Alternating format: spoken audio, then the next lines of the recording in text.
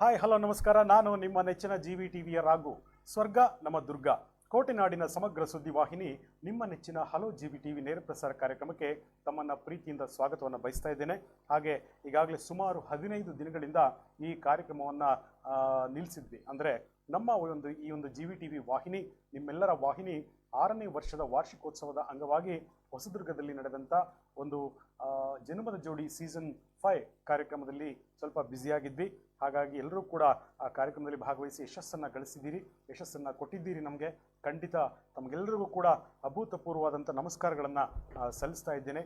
ಈ ದಿನದ ಈ ಕಾರ್ಯಕ್ರಮದಲ್ಲಿ ವಿಶೇಷವಾಗಿ ನಮ್ಮ ಈ ಕಾರ್ಯಕ್ರಮದಲ್ಲಿ ನಮ್ಮ ಚಿತ್ರದುರ್ಗ ಜಿಲ್ಲೆಯ ಒಂದು ಪ್ರಾದೇಶಿಕವಾದಂಥ ಪ್ರತಿಭೆಗಳನ್ನು ಮತ್ತು ರಾಜಕೀಯ ಮುಖಂಡರನ್ನು ಹಾಗೆ ವಿಶೇಷವಾದಂಥ ವ್ಯಕ್ತಿಗಳನ್ನು ಪರಿಚಯಿಸುವಂಥ ಒಂದು ಕಾರ್ಯಕ್ರಮ ಹಲೋ ಜಿವಿ ಟಿವಿ ನೇರ ಪ್ರಸಾರ ಕಾರ್ಯಕ್ರಮಕ್ಕೆ ಇವತ್ತಿನ ವಿಶೇಷ ಆಹ್ವಾನಿತರಾಗಿ ಆಗಮಿಸಿದ್ದಾರೆ.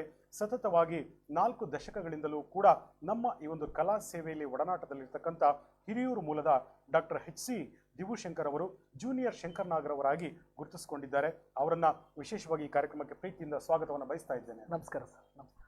ಶ್ರೀಯುತ ಡಾಕ್ಟರ್ ಎಚ್ ಸಿ ದಿವುಶಂಕರ್ ಅವರು ಮಿಮಿಕ್ರಿ ಕಲಾವಿದರಾಗಿ ಗುರುತಿಸಿಕೊಂಡಿದ್ದಾರೆ. ಹಾಗೆ ಸಾಹಿತ್ಯ ಬರವಣಿಗೆಯಲ್ಲೂ ಕೂಡ ತಮ್ಮದೇ ಆದಂಥ ಛಾಪನ್ನು ಮೂಡಿಸಿದ್ದಾರೆ.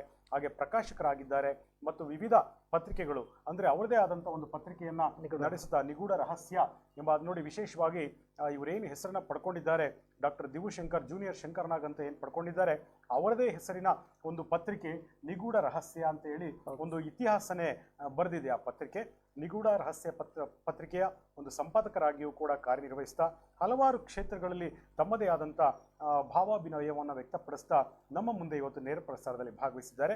ಅವರಿಗೆ ನಮ್ಮೆಲ್ಲರ ಪರವಾಗಿಯೂ ಕೂಡ ಪ್ರೀತಿಯಿಂದ ಹೃದಯಪೂರ್ವಕ ಸ್ವಾಗತವನ್ನು ಬಯಸ್ತಾ ಇದ್ದೇನೆ ದಿವುಶಂಕರ್ ಅವರೇ ಕಾರ್ಯಕ್ರಮಕ್ಕೆ. ಹಾಗೆ ವಿಶೇಷವಾಗಿ ಇವರು ಸಂಸ್ಥಾಪಕ ಅಧ್ಯಕ್ಷರಾಗಿ ಶಂಕರ್ನಾಗ್ ಅಭಿಮಾನಿಗಳ ಕಲಾ ವೇದಿಕೆ ಅಂತ ಹೇಳಿ ಒಂದು ಸಂಸ್ಥೆಯನ್ನು ಕಟ್ಟಿಕೊಂಡು ಅದನ್ನು ಸತತವಾಗಿ ಹಲವು ದಶಕಗಳಿಂದಲೂ ಕೂಡ ಒಂದು ಸಾರ್ವಜನಿಕ ಸೇವೆಯಲ್ಲಿ ತೊಡಗಿದ್ದಾರೆ. ಅಂದರೆ ವಿಶೇಷವಾಗಿ ಶಂಕರ್ನಾಗ್ರವರ ಅಭಿವ್ಯಕ್ತಿಯನ್ನು ಪಡಿಸಬೇಕು, ಅವರನ್ನು ಇನ್ನೂ ಜೀವಂತವಾಗಿಡಬೇಕು, ಅವರ ಭಾವನೆಗಳನ್ನ ಜೀವಂತವಾಗಿಡಬೇಕು, ಅವರ ಒಂದು ಪ್ರೀತಿ ವಿಶ್ವಾಸವನ್ನು ಜನರಲ್ಲಿ ಇನ್ನೂ ಪಸರಿಸಬೇಕು ಅಂತ ಹೇಳಿ ನಿರೀಕ್ಷೆ ಮಾಡ್ತಾ ಈ ಕಾರ್ಯಕ್ರಮದಲ್ಲಿ ಭಾಗವಹಿಸಿದ್ದಾರೆ. ಶ್ರೀಯುತ ಡಾಕ್ಟರ್ ದಿವುಶಂಕರ್ ಅವರಿಗೆ ಈ ಒಂದು ಕಾರ್ಯಕ್ರಮಕ್ಕೆ ಸ್ವಾಗತವನ್ನು ಬಯಸ್ತಾ ಈ ಒಂದು ಕಾರ್ಯಕ್ರಮದಲ್ಲಿ ಅವರ ಭಾವ ಅಭಿನಯವನ್ನ ಮತ್ತು ಅವರ ಒಂದು ಮಾತಿನ ಶೈಲಿಯನ್ನ, ಶಂಕರ್ನಾಗ್ರವರ ಒಂದು ಪ್ರೇರಣೆಯನ್ನ, ಅವರ ಹೃದಯದಲ್ಲಿ ಅವರ ಮನಸ್ಸಿನ ಭಾವನೆಗಳಲ್ಲಿರ್ತಕ್ಕಂಥ ವಿಶೇಷವಾದಂಥ ಪ್ರತಿಬಿಂಬವನ್ನು ಇವತ್ತು ನೇರ ಪ್ರಸಾರದಲ್ಲಿ ಕಂಡುಕೊಳ್ತಾ ಇದ್ದೇವೆ. ಅದಕ್ಕೂ ಮುನ್ನ ತಾವೆಲ್ಲರೂ ಕೂಡ ಈ ಕಾರ್ಯಕ್ರಮವನ್ನು ಶೇರ್ ಮಾಡಿ ಅಂತ ನಾನು ಕೂಡ ಭಾವಿಸ್ತಾ ಈಗಾಗಲೇ ಕಾರ್ಯಕ್ರಮದಲ್ಲಿ ಭಾಗವಹಿಸಿರ್ತಕ್ಕಂಥ ಎಲ್ರಿಗೂ ಕೂಡ ನಾನು ಮತ್ತೊಮ್ಮೆ ಪ್ರೀತಿಯಿಂದ ಸ್ವಾಗತವನ್ನು ಬಯಸ್ತಾ ಈ ಕಾರ್ಯಕ್ರಮದಲ್ಲಿ ಒಂದು 5 ನಿಮಿಷಗಳ ಕಾಲ ಈ ಒಂದು ಕಾರ್ಯಕ್ರಮವನ್ನು ಎಲ್ಲರಿಗೂ ಶೇರ್ ಮಾಡುವಂಥ ಒಂದು ಪ್ರಯತ್ನವನ್ನು ಮಾಡ್ತಾ ಇದ್ದೇವೆ. ದಿವುಶಂಕರ್ ಅವರೇ, ದಿವುಶಂಕರ್ ಅವರನ್ನ ಪ್ರೀತಿಯಿಂದ ಇವತ್ತು ಕಾರ್ಯಕ್ರಮಕ್ಕೆ ಸ್ವಾಗತಿಸಿ ನಿಮ್ಮೆಲ್ಲರ ಪರವಾಗಿ ಅವರನ್ನು ಅಭಿನಂದಿಸ್ತಾ ಇದ್ದೇನೆ. ಅವರ ಒಂದು ಮನಸ್ಸಿನ ಪ್ರತಿಬಿಂಬವನ್ನು ವ್ಯಕ್ತಪಡಿಸುವಂಥ ಒಂದು ಪ್ರಯತ್ನವನ್ನು ನಾವಿವತ್ತು ಮಾಡ್ತಾ ಇದ್ದೇವೆ ನಿಮ್ಮೆಲ್ಲರ ಪ್ರೋತ್ಸಾಹದೊಂದಿಗೆ ಅಂತ ನಾನು ನಿರೀಕ್ಷೆ ಮಾಡ್ತಾ ಇದ್ದೇನೆ.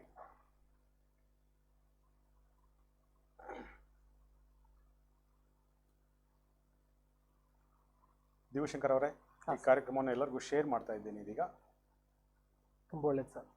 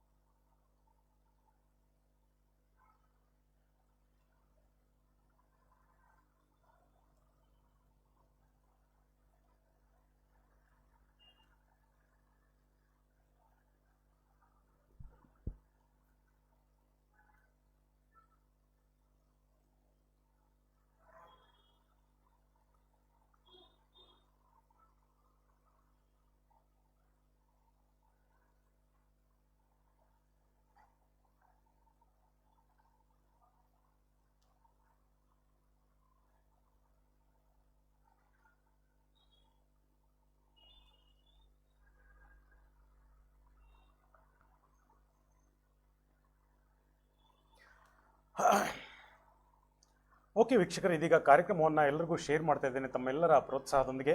ಈ ಕಾರ್ಯಕ್ರಮಕ್ಕೆ ತಾವು ಮೊದಲು ಯಾವ ರೀತಿ ಪ್ರೋತ್ಸಾಹವನ್ನು ಕೊಡ್ತಾ ಇದ್ದೀರಿ, ಅದೇ ರೀತಿ ಕೂಡ ಇಂದು ಕೂಡ ತಮ್ಮ ಪ್ರೋತ್ಸಾಹವನ್ನು ಮತ್ತು ನಿಮ್ಮ ಒಂದು ಪ್ರೀತಿ ವಿಶ್ವಾಸವನ್ನು ನಿರೀಕ್ಷೆ ಮಾಡ್ತಾ ಇದ್ದೇನೆ.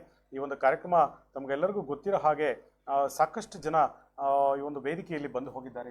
ಇವತ್ತಿನ ಈ ಒಂದು GVTVಯ ಹಲೋ GVTV ನೇರ ಪ್ರಸಾರದಲ್ಲಿ ಎಲ್ಲರೂ ಕೂಡ ಅವರ ಭಾವನೆಗಳನ್ನು ಅಭಿವ್ಯಕ್ತಿಪಡಿಸುವಂಥ ಒಂದು ಪ್ರಯತ್ನವನ್ನು ಮಾಡ್ತಾ ಇದ್ದಾರೆ.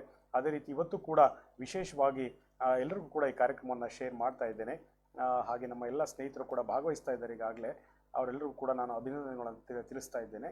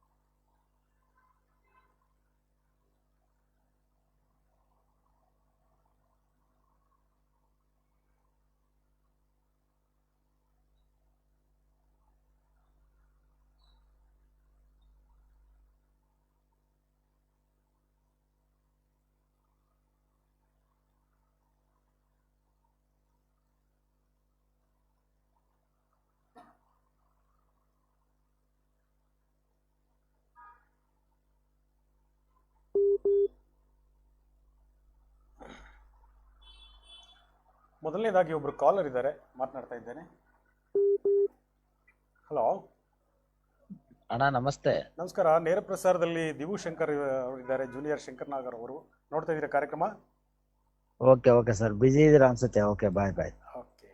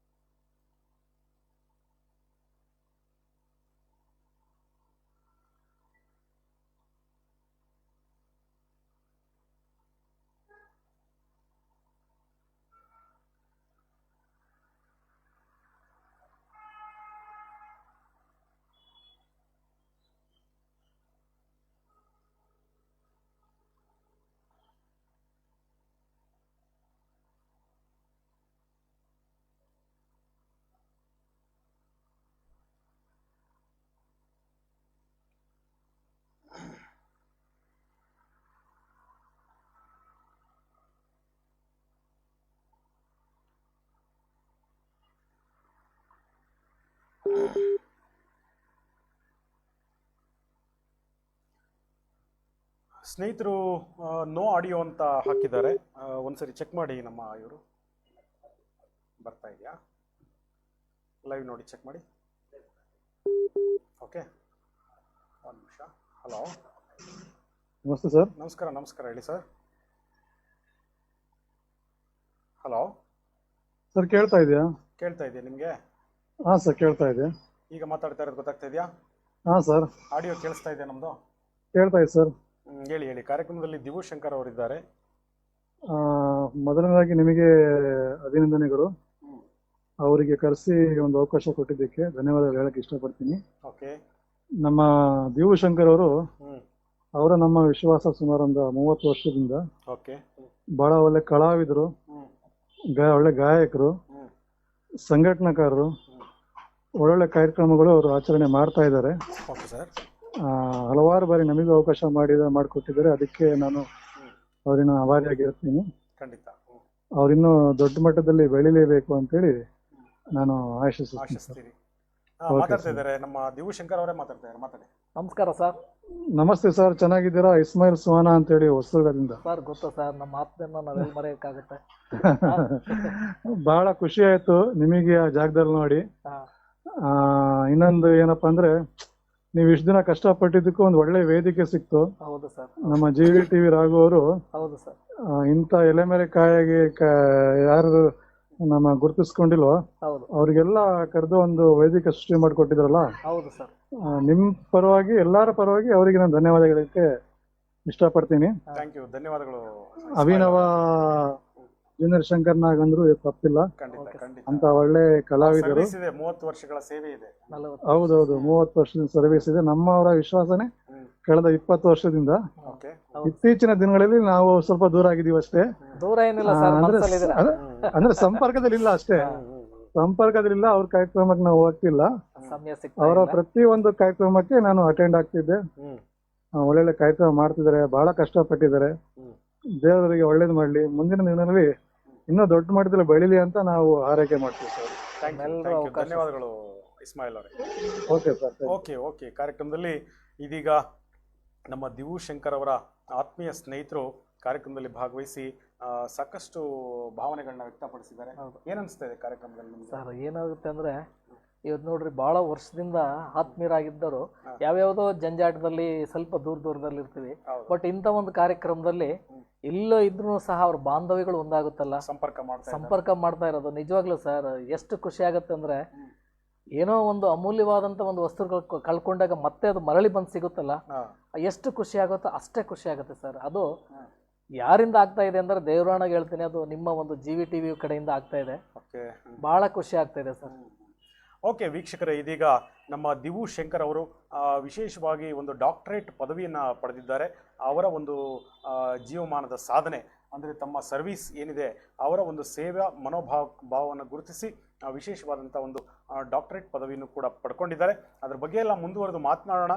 ಈಗಾಗಲೇ ತಮಗೆಲ್ಲರಿಗೂ ಪರಿಚಯ ಮಾಡಿಸಿದ ಹಾಗೆ ಅವರು ದಿವುಶಂಕರ್ ಅವರು ಸುಮಾರು 40 ವರ್ಷಗಳಿಂದಲೂ ಕೂಡ ಜೂನಿಯರ್ ಶಂಕರ್ ನಾಗ್ ಅವರ ಒಂದು ಅವತರಣಿಕೆಯನ್ನು ಹಲವಾರು ವೇದಿಕೆಗಳಲ್ಲಿ ಮಾಡ್ತಾ, ಹಾಗೆ ಶಾಲಾ ಕಾಲೇಜುಗಳಲ್ಲಿ ತಮ್ಮದೇ ಆದಂಥ ಪ್ರತಿಬಿಂಬವನ್ನು ಮಾಡ್ತಾ ಇದ್ದಾರೆ. ಅಂದರೆ ಶಂಕರ್ ನಾಗ್ ಅವರನ್ನ ಇವತ್ತಿಗೂ ಕೂಡ ಜೀವಂತವಾಗಿ ಇಡುವಂಥ ಒಂದು ಪ್ರಯತ್ನವನ್ನು, ಅವರ ಭಾವನೆಗಳನ್ನು, ಅವರ ಅಭಿನಯವನ್ನು ಮುಕ್ತವಾಗಿ ಪ್ರತಿಬಿಂಬವನ್ನು ವ್ಯಕ್ತಪಡಿಸಿದ ವೇದಿಕೆ ಮೇಲೆ ಇನ್ನೂ ಕೂಡ ನಿರಂತರವಾಗಿ ಸಾಕಷ್ಟು ಜನಪ್ರಿಯತೆಯನ್ನು ಪಡಿತಾ ಇದ್ದಾರೆ. ಈಗಾಗಲೇ ಕಿರಣ್ ಈಶ್ವರಪ್ಪ ಇದ್ದಾರೆ, ಸಿದ್ದೇಶ್ ಬಿ ಸಿದ್ದು ಇದ್ದಾರೆ, ರಾಘವೇಂದ್ರ MGD ಇದ್ದಾರೆ, ಲಕ್ಕಿ ಗುರು ಇದ್ದಾರೆ, ಗುರುಸ್ವಾಮಿ ಗರ್ಗ ಇದ್ದಾರೆ, ಹಾಗೆ ಇನ್ನು ಸಾಕಷ್ಟು ಜನ ಕಾರ್ಯಕ್ರಮವನ್ನು ವೀಕ್ಷಣೆಯನ್ನು ಮಾಡ್ತಾ ಇದ್ದಾರೆ. ಅವರೆಲ್ಲರಿಗೂ ಕೂಡ ನಾನು ಮತ್ತೊಮ್ಮೆ ಪ್ರೀತಿಯ ಧನ್ಯವಾದಗಳನ್ನು ತಿಳಿಸ್ತಾ, ಮೊದಲನೇದಾಗಿ ದಿವುಶಂಕರ್ ಅವರೇ, ನಿಮ್ಮ ಪರಿಚಯವನ್ನು ಮಾಡಿಕೊಡ್ಬೇಕು ಅಂತ ನಾನು ಕೇಳ್ಕೊಳ್ತಾ ಇದ್ದೇನೆ ವೀಕ್ಷಕರಿಗೆ. ನಮಸ್ಕಾರ ಸಮಸ್ತ ವೀಕ್ಷಕ ಬಂಧುಗಳಿಗೆ, GVTV ಅಭಿಮಾನಿಗಳಿಗೆ. ಇವತ್ತು ಎಲ್ಲೋ ಒಂದು ಕಡೆ ಎಲೆಮರೆ ಕಾಯಂತೆ ನಾನು ಕಾರ್ಯಕ್ರಮಗಳು ಮಾಡ್ಕೊಂಡು ತಿರುಗಾಡೋದನ್ನ ಕರೆಸಿ GVTV ಆಫೀಸ್ಗೆ ರಾಘು ಸರ್ ಅವರು ನಿಮ್ಮೆಲ್ಲರ ಜೊತೆ ಮಾತಾಡೋ ಒಂದು ಅವಕಾಶವನ್ನು ಮಾಡಿಕೊಟ್ಟಿದ್ದಾರೆ. ನಿಜಕ್ಕೂ ಇದು ನನ್ನ ಒಂದು ಯಾವುದೋ ಪೂರ್ವಜನ್ಮದ ಪುಣ್ಯ. ಚಿಕ್ಕದಾಗಿ ನಾನು ಎಲ್ಲೋ ಎಲೆಮರೆ ಕಾಯಂಗೆ ಕಾರ್ಯಕ್ರಮಗಳು ಮಾಡ್ಕೊಂಡು ಓಡಾಡ್ತಾ ಇದ್ದವನು. ನನ್ನ ಹೆಸರು ದಿವುಶಂಕರ್ ಜೂನಿಯರ್ ಶಂಕರ್ ನಾಗ್ ಅಂತ ಹೇಳಿ. ಸರ್ ಹೇಳ್ದಂಗೆ ಮೊನ್ನೆ ತಾನೇ ನನಗೆ ಡಾಕ್ಟರೇಟ್ ಬಂತು. ಅದೇನು ನನಗೆ ಏನು ಅನ್ನಿಸ್ತಾ ಇಲ್ಲ, ಯಾಕಂದರೆ ನಿಮ್ಮೆಲ್ಲರ ಅಭಿಮಾನದ ಮುಂದೆ ಅದು ಡಾಕ್ಟರೇಟೂ ಏನು ಅಲ್ಲ ಅನಿಸ್ತದೆ ನನಗೆ. ನಾನು ಭಾರಿ ಚಿಕ್ಕವನು ಅದನ್ನು ಹೇಳ್ಕೊಳ್ಳೋದಕ್ಕೆ. ಆದರೆ ಒಂದು ಸಂಸ್ಥೆಯಿಂದ ನನಗೆ ಕೊಟ್ಟಿರೋದು ನನ್ನ ಯಾವುದೋ ಒಂದು ಪೂರ್ವಜನ್ಮದ ಪುಣ್ಯ, ಗೌರವಪೂರ್ವಕವಾಗಿ ಸ್ವೀಕರಿಸಿದ್ದೀನಿ. ನಾನು ಡಾಕ್ಟ್ರು ಅಂತಂದು ಹೇಳ್ಕೊಳೋದ್ಕಿಂತ ನಾನೊಬ್ಬ ಈ ಸಮಾಜದಲ್ಲಿ ಒಂದು ಒಳ್ಳೆ ಕಲಾವಿದನಾಗಬೇಕು, ಶಂಕರಣ್ಣರನ್ನ ನಾವು ಮುಂದುವರಿಸ್ಕೊಂಡು ಹೋಗ್ಬೇಕು. ಯಾಕಂದ್ರೆ ಅವ್ರ ಹೆಜ್ಜೆನಲ್ಲಿ ನಾವು ಸಾಗಬೇಕು ಅನ್ನೋದೊಂದು ದೃಷ್ಟಿ ಬಿಟ್ಟರೆ ಬೇರೆ ಯಾವುದೇ ಒಂದು ದುರದೃಷ್ಟಿ ಇಲ್ಲ. ನಾನು ಒಂದು ಬಡ ಕುಟುಂಬದಲ್ಲಿ ಹುಟ್ಟು ಬಂದಂತವನು. ನಮ್ಮಪ್ಪ ಜಮೀನಲ್ಲಿ ಕೆಲಸ ಮಾಡ್ಬೇಕಾಯಿತು, ಆ ಕೂಲಿನಲ್ಲಿ ಮಾಡಿ ನಮಗೆ ಜೀವನ ಮಾಡಿಸ್ಬೇಕಾಯಿತು. ನನ್ನ ತಾಯಿನೂ ಅಷ್ಟೇ ಆ ಚಾಪೆಗಳೆಲ್ಲ ಹೊಲ್ದು ಬಿಟ್ಟು ಅದರಿಂದ ಬರ್ತಕ್ಕಂಥ ದುಡ್ಡನ್ನು ನಮಗೆ ಜೀವನ ಮಾಡಿಸಿ. ಯಾಕಂದ್ರೆ ನಾವು ಬಡ ಕುಟುಂಬ ಅಂತ ಹೇಳಿ ನಾವು ಸರ್ ಅವತ್ತಿನ ಕಾಲದಲ್ಲಿ 6 ಜನ ಸರ್ ಮಕ್ಕಳು. ನಾವು 6 ಜನ ಮಕ್ಕಳು. ನಾವು 5 ಜನ ಗಂಡು ಮಕ್ಕಳು, ಒಬ್ಬರು ಅಕ್ಕ, 5 ಜನದಲ್ಲಿ. ಸೊ 6 ಜನ ಸಾಕಬೇಕು ಅಂದ್ರೆ ಅವತ್ತಿನ ಕಾಲದಲ್ಲಿ ತುಂಬ ಕಷ್ಟ. ಅಂಥ ಕಷ್ಟ ಕಾಲದಲ್ಲೂ ನಮಗೆ ಒಂದು ಸಂಸ್ಕಾರ ಕೊಟ್ಟಿದ್ರಲ್ಲ, ಅದ್ರ ಮುಂದೆ ನಮಗೆ ಬೇರೆ ಯಾವುದೂ ಇಲ್ಲ ಸರ್. ಈ ಒಂದು ಸಂಸ್ಕಾರದ ಜೊತೆಯಲ್ಲಿ ಅದು ಶಂಕರಣ್ಣರು, ನಾನು ಯಾವತ್ತು ನಾನು ಕಲಾವಿದನಾಗ್ತೀನಿ, ಶಂಕರಣ್ಣವ್ರನ್ನ ನಾನು ಆರಾಧನೆ ಮಾಡಿಕೊಂಡು ಜೂನಿಯರ್ ಶಂಕರ್ನಾಗ್ ಆಗ್ತೀನಿ ಅಂತ ನನಗೆ ಗೊತ್ತೇ ಇರಲಿಲ್ಲ. ಜನನೇ ಗುರುತಿಸಿದ್ದು. ನಾನು ಏನು ಮಾಡಿದೆ, ಜನಗಳು ಜೂನಿಯರ್ ಶಂಕರ್ನಾಗ್ ಅಂತ ಕರೆದ್ರೆ ಸರ್ ನಾನೇನು ನಿಕ್ಕರ್ ಹಾಕ್ಕೊಂತ ಇದ್ದೆ. ಅಂಥ ಸಂದರ್ಭದಲ್ಲಿ ನಾನು ಕಾರ್ಯಕ್ರಮಗಳು ಮಾಡೋ ಸಂದರ್ಭದಲ್ಲಿ ಜೂನಿಯರ್ ಶಂಕರ್ನಾಗ್ ಅಂತೇಳಿ ಮೈಕಲ್ಲಿ ಅನೌನ್ಸ್ಮೆಂಟ್ ಮಾಡೋರು. ಗಂದ ತಕ್ಷಣ ನನಗೇನೋ ಒಂಥರ ಮುಜುಗರ. ನಾನು ಹೊರಗಡೆ ಹೋಗಿ ಬಚ್ಚಿಕೊಂಡ್ಬಿಡ್ತದೆ, ಆ ಥರ ಕರಿಬೇಡ್ರಿ, ನನ್ನ ಹೆಸರು ಕರೀರಿ, ಜೂನಿಯರ್ ಶಂಕರ್ನಾಗ್ ಅನ್ಬೇಡ್ರಿ ಅಂತ. ಕೆಲವರು ಹೇಳಿದ್ರೆ ಇಲ್ಲ ರೀ, ನೀವು ಅದೇ ಥರ ಅಭಿನಯ ಮಾಡ್ತೀರಾ, ಡ್ಯಾನ್ಸ್ಗಳೆಲ್ಲ ಮಾಡ್ತೀರಾ, ಡೈಲಾಗ್ ಎಲ್ಲ ಮಾಡ್ತೀರಾ, ಹಾಗಾಗಿ ತಪ್ಪೇನಿಲ್ಲ ಬರ್ರಿ ಅಂತ ಎಷ್ಟೋ ಜನ ಕನ್ವಿನೆನ್ಸ್ ಮಾಡಿ ಕರೀತಾರೆ. ಇಲ್ಲ ಮಾಮೂಲಿ ಸುಮ್ಮನೆ ಹಿಂಗೆ ಒಬ್ಬರು ಕಲಾವಿದರು ಬಂದಿದ್ದಾರೆ, ಹಿಂಗೆ ಇದು ಡ್ಯಾನ್ಸ್ ಮಾಡ್ತಾರೆ, ಡೈಲಾಗ್ ಮಾಡ್ತಾರೆ ಅಂತ ಹೇಳಿದ್ರೆ ಬೇಕಾದ್ರೆ ಬರ್ತೀನಿ ಅಂತ ಇದ್ದೆ. ಅವರು ಹೇಳಿದ್ಕೆ ಆಮೇಲೆ ಗೊತ್ತಾಯಿತು ಜೂನಿಯರ್ ಶಂಕರ್ನಾಗ್ ಅಂತಂದು ಯಾಕಂತಾರೆ. ಯಾಕಂದರೆ ಅದು ದುಡ್ಡು ಕೊಟ್ಟರೆ ಇನ್ನೊಬ್ರ ಹತ್ರ ಹೇಳಿಸ್ಕೊಂಡು ಬರೋದಲ್ಲ. ಒಬ್ಬ ಕಲಾವಿದನ್ನ ಇನ್ನೊಬ್ಬನ ಹೆಸರು ಹೇಳ್ತಾರೆ ಅಂತಂದರೆ ಅದು ಯಾವುದೋ ಒಂದು ಪೂರ್ವಜನ್ಮದ ಪುಣ್ಯ. ಅದೆಲ್ಲದರ ಜೊತೆಯಲ್ಲಿ ಅವ್ರ ಅಂಶ ಎಲ್ಲೋ ಒಂದು ಜೊತೆಯಲ್ಲಿ ನಮಗೆ ಬಂದಿದೆಯೇನಪ್ಪ, ಯಾವುದೋ ಒಂದು ದೇಹದಲ್ಲಿ ಬಂದಿದೆ ಅಂತ ಅನ್ಸುತ್ತೆ. ಇದೆ. ಸೊ ಹಾಗಾಗಿ ಅಂಥ ಒಂದು ಬಡತನದಲ್ಲಿ ನಾನು ಹುಟ್ಟು ಬಂದ್ರೂ ನಮ್ಮ ತಂದೆ ತಾಯಿ ಕೊಟ್ಟಂಥ ಒಂದು ಸಂಸ್ಕಾರದಲ್ಲಿ ನಾವು ಸಣ್ಣದಲ್ಲೇ ಬೆಳ್ಕೊಂಬಂದ್ರು ಇವತ್ತು ಈ ಸಮಾಜದಲ್ಲಿ ನನ್ನನ್ನು ಏನಾದ್ರು ಗುರುತಿಸ್ತಿದ್ರಪ್ಪ ಅಂತ ಹೇಳಿದ್ರೆ ಅದು ನಮ್ಮ ಅಣ್ಣ ಶಂಕರಣ್ಣವರಿಂದ. ಶಂಕರಣ್ಣವ್ರನ್ನ ಬಿಟ್ಟರೆ ನಾನಿವತ್ತು ಏನೂ ಅಲ್ಲ. ಯಾರಾದ್ರೂ ನನ್ನನ್ನು ಇವತ್ತು ದಿವ್ಶಂಕರ್ ಅಂತ ಹೇಳಿ ಅಥವಾ ಜೂನಿಯರ್ ಶಂಕರ್ನಾಗ್ ಅಂತ ಕರೀತಾರೆ ಅಂದರೆ ಅದು ನಮ್ಮ ಅಣ್ಣ ಆಟೋ ರಾಜ ಶಂಕರಣ್ಣ. ಇವರು ಬಿಟ್ಟರೆ ಬೇರೆ ಯಾರು. ದಿವ್ಶಂಕರ್ ಅವರೇ, ತಾವು ತಮ್ಮ ಪರಿಚಯವನ್ನು ಮಾಡ್ಕೊಂಡ್ರಿ. ಹಾಗೆ ಶಂಕರ್ನಾಗ್ರವರು ಯಾವ ರೀತಿ ನಿಮ್ಮ ಮೇಲೆ ಪ್ರಭಾವವನ್ನು ಬೀರಿದ್ದಾರೆ ಅನ್ನೋದಕ್ಕೆ ಇದೇ ಸಾಕ್ಷಿ. ಯಾಕೆಂದರೆ ಅವರು ಶ್ರೀಯುತ ಶಂಕರ್ನಾಗ್ರವರ ಒಂದು ಹೆಸರನ್ನು ಕೇಳಿದ್ರೆ ಅವರು ಇನ್ಸ್ಪೈರ್ ಆಗ್ತಾ ಇದ್ದಾರೆ, ಅಂದರೆ ಭಾವನಾತ್ಮಕವಾಗಿ ಅವರು ಬದಲಾವಣೆ ಆಗ್ತಾ ಇದ್ದಾರೆ. ಅದು ಕೂಡ ಅವರ ಒಂದು ಇನ್ವಾಲ್ವ್ಮೆಂಟ್, ಅಂದರೆ ಶ್ರೀಯುತ ದಿವಂಗತ ಶಂಕರ್ನಾಗ್ರವರು ಅವರ ಒಂದು ದೇಹದಲ್ಲಿ ಆವರಿಸ್ಕೊಂಡಿದ್ದಾರೆ ಅನ್ನೋದಕ್ಕೆ ಅದೇ ಸಾಕ್ಷಿ ಅಂತ ನಾವು ಕೂಡ ಭಾವಿಸ್ತಾ ಇದ್ದೇವೆ. ಖಂಡಿತ. ಈಗ ಮೊದಲನೇದಾಗಿ ಒಂದು ಸಂದೇಶವನ್ನು ಕಳಿಸಿದ್ದಾರೆ. ರಾಘವೇಂದ್ರ MGD ಅವರು ಹಾಯ್ ಸರ್ ಅಂತ ಹೇಳ್ತಾ ಇದ್ದಾರೆ, ರಾಘವೇಂದ್ರ ಅವರು. ಹಾಗೆ MD ಶಫಿ ಅವರು ಹಾಯ್ ರಘು ಸರ್ ಅಂತ ಹೇಳ್ತಾ ಇದ್ದಾರೆ. ಹಾಗೆ ಗಜಲ್ ಜಯಪ್ಪ ಇದ್ದಾರೆ, MD ಶಫಿ ಇದ್ದಾರೆ. ಹೇಮಾ HS ಅವರು ಹಲೋ ನಮಸ್ತೆ ಸರ್ ಅಂತ ಹೇಳ್ತಾ ಇದ್ದಾರೆ. ಹಾಗೆ ಜ್ಯೋತಿಷ್ ಚೌಧರಿ ಅವರಿದ್ದಾರೆ, ಶಿವಮೂರ್ತಿ ಅವರಿದ್ದಾರೆ, ವಿಕ್ಕಿ ಮಾಸ್ಟರ್ ಇದ್ದಾರೆ. ಇನ್ನು ಸಾಕಷ್ಟು ಜನ ಸ್ನೇಹಿತರು ಈ ಕಾರ್ಯಕ್ರಮದಲ್ಲಿ ಭಾಗವಹಿಸಿ ವೀಕ್ಷಣೆಯನ್ನು ಮಾಡ್ತಾ ಇದ್ದಾರೆ. ಇನ್ನು 106 ಸಂಖ್ಯೆಯಲ್ಲಿ ಕಾರ್ಯಕ್ರಮದ ವೀಕ್ಷಣೆಯನ್ನು ಮಾಡ್ತಾ ಇದ್ದಾರೆ. ಅವರೆಲ್ಲರಿಗೂ ಕೂಡ ನಾನು ಮತ್ತೊಮ್ಮೆ ತಮ್ಮ ಪರವಾಗಿ ಪ್ರೀತಿಯ ಸ್ವಾಗತವನ್ನು ಬಯಸ್ತಾ ಇದ್ದೇನೆ. ಹಾಗೆ ನಿಮ್ಮ ತಂದೆ ತಾಯಿಯವರ ಒಂದು ಹೆಸರನ್ನ ತಿಳಿಸೋದಾದ್ರೆ. ಸರ್, ನಮ್ಮ ತಂದೆ ಹೆಸರು HR ಚಿಕ್ಕರಂಗಪ್ಪ ಅಟ್ಟಿಗೌಡ ಅಂತಂದೇಳಿ. ಅವರು ಅಂದರೆ ಹಳೆ ಕಾಲದಲ್ಲೆಲ್ಲ ಗೌಡ ಗೊಂಚಕರ ಅನ್ನೋ ಟೈಪಲ್ಲೆಲ್ಲ ಇರ್ತಾ ಇತ್ತು. ಅವ್ರು ಆ ಕೆಲಸಗಳು ಮಾಡ್ಕೊಂಡ್ರು ಸಹ ಮನೆ ಕಡೆಗೆ ಅತಿ ಹೆಚ್ಚು ಅವ್ರು ಗಮನ ಕೊಡ್ತಾ ಇರಲಿಲ್ಲ ಸರ್.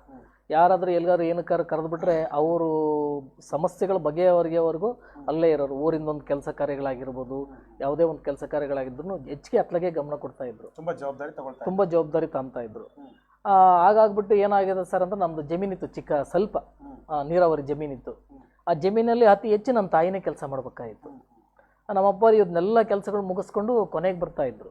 ಇನ್ನೇನು ಮನೆಗೆ ಹೋಗ್ತೀವಿ 1 ಗಂಟೆ 2 ಗಂಟೆ ಅನ್ನೋ ಟೈಮಲ್ಲಿ ತಾಯಿ ಬಂದು ಹನುಮಕ್ಕ ಅಂತ ಹೇಳ್ಬಿಟ್ಟು ಸರ್. ನನ್ನ ತಾಯಿ ತವ್ರ ಮನೆ ಬಂದು ಮಸ್ಕಲ್ಲು.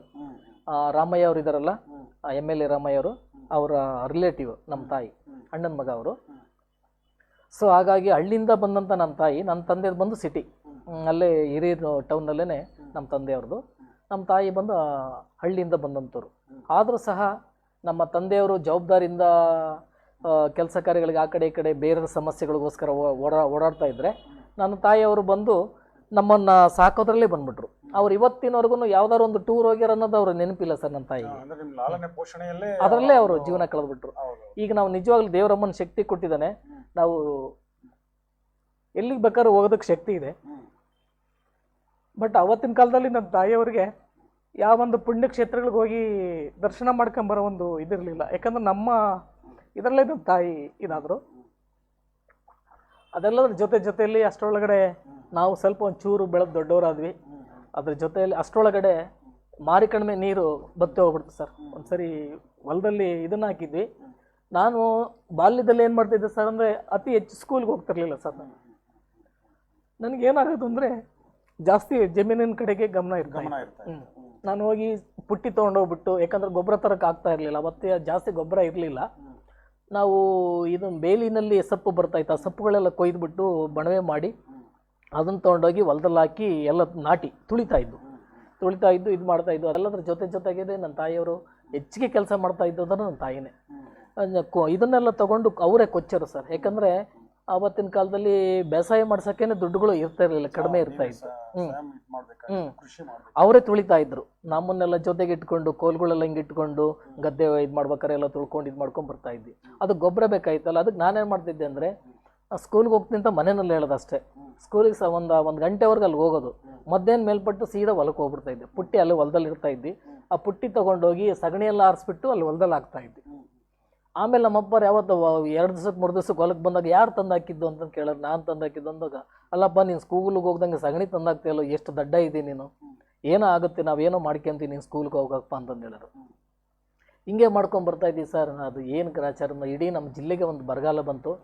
ಈಗಲೂ ಈ ಕ್ಷಣದಲ್ಲೂ ಅದು ನನಗೆ ಭಾರಿ ನೋವಿದೆ. ಮಾರಿ ಕಡಿಮೆಲ್ಲಿ ಏನಾದ್ರು ಕೆರೆನಲ್ಲಿ ನೀರು ಹೋಗ್ದಂಗೆ ಇದ್ದಿದ್ರೆ ಸೊ ನಾವು ಇವತ್ತು ಆ ಜಮೀನನ್ನು ಕಳ್ಕೊತಾ ಇರಲಿಲ್ಲ ಸರ್. ಆ ಜಮೀನನ್ನು ಚೆನ್ನಾಗಿ ಇದು ಮಾಡ್ಕೊಂಡು ಹೋಗ್ತಾ ಇದ್ದು. ಅವತ್ತಿನ ಕಾಲದಲ್ಲೇ 8, 10, 12 ಚೀಲಗಳ ಗಟ್ಟಲೆ ಬೆಳೀತಾ ಇದ್ದು.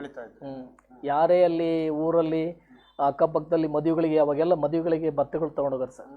ಅವೆಲ್ಲ ನಮ್ಮ ಮನೆಗಳಲ್ಲಿ ಬಂದು ತೊಗೊಂಡೋಗ್ರು.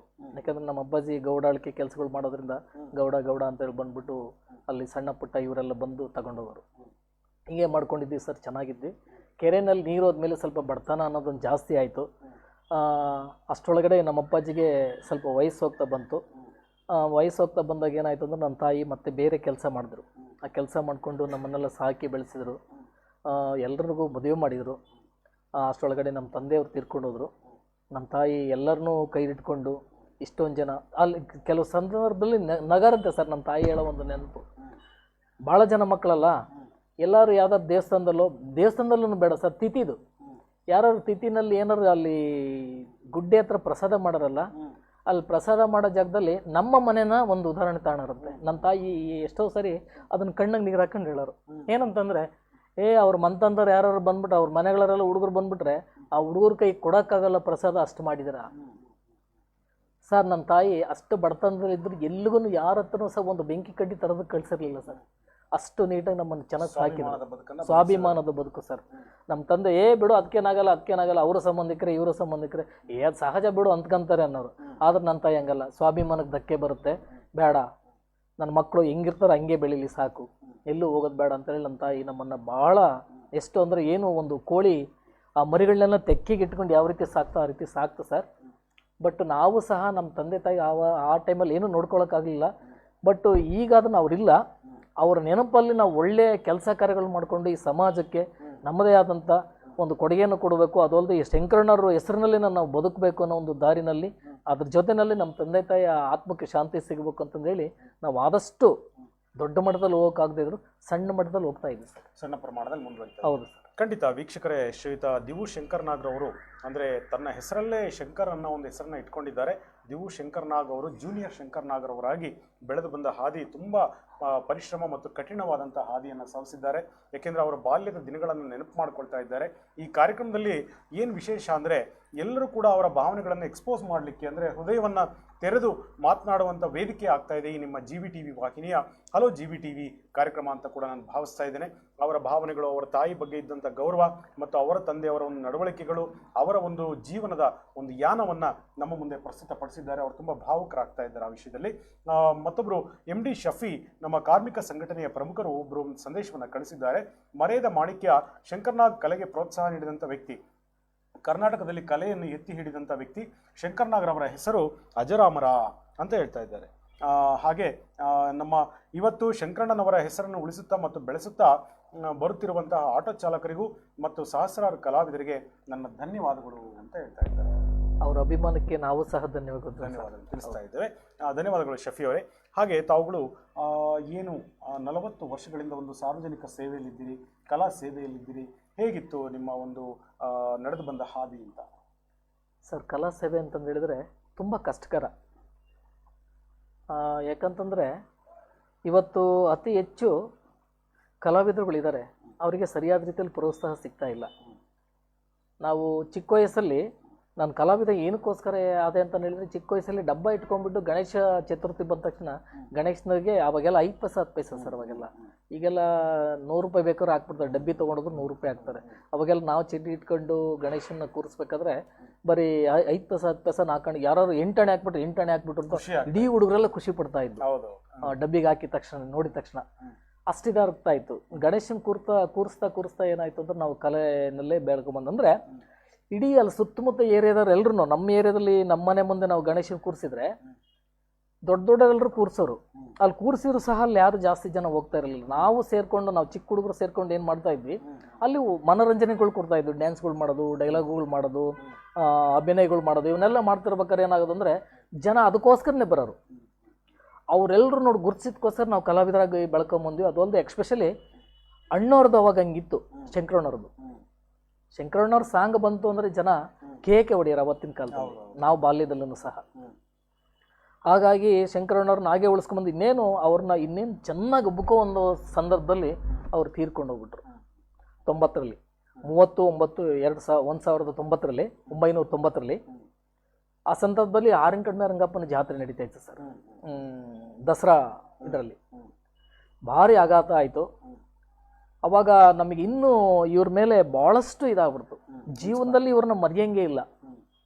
ಯಾವುದೋ ಒಂದು ದೇವಸ್ಥಾನನ ಯಾವುದೋ ಕಾಲದಲ್ಲಿ ಅಲ್ಲಿ ಸ್ಥಾಪನೆ ಮಾಡಿರ್ತಾರೆ, ಇದ್ಕಿದ್ದಂಗೆ ಅದು ಕಣ್ಮರೆ ಆದರೆ ಎಷ್ಟು ವ್ಯಥೆ ಆಗುತ್ತಲ್ಲ.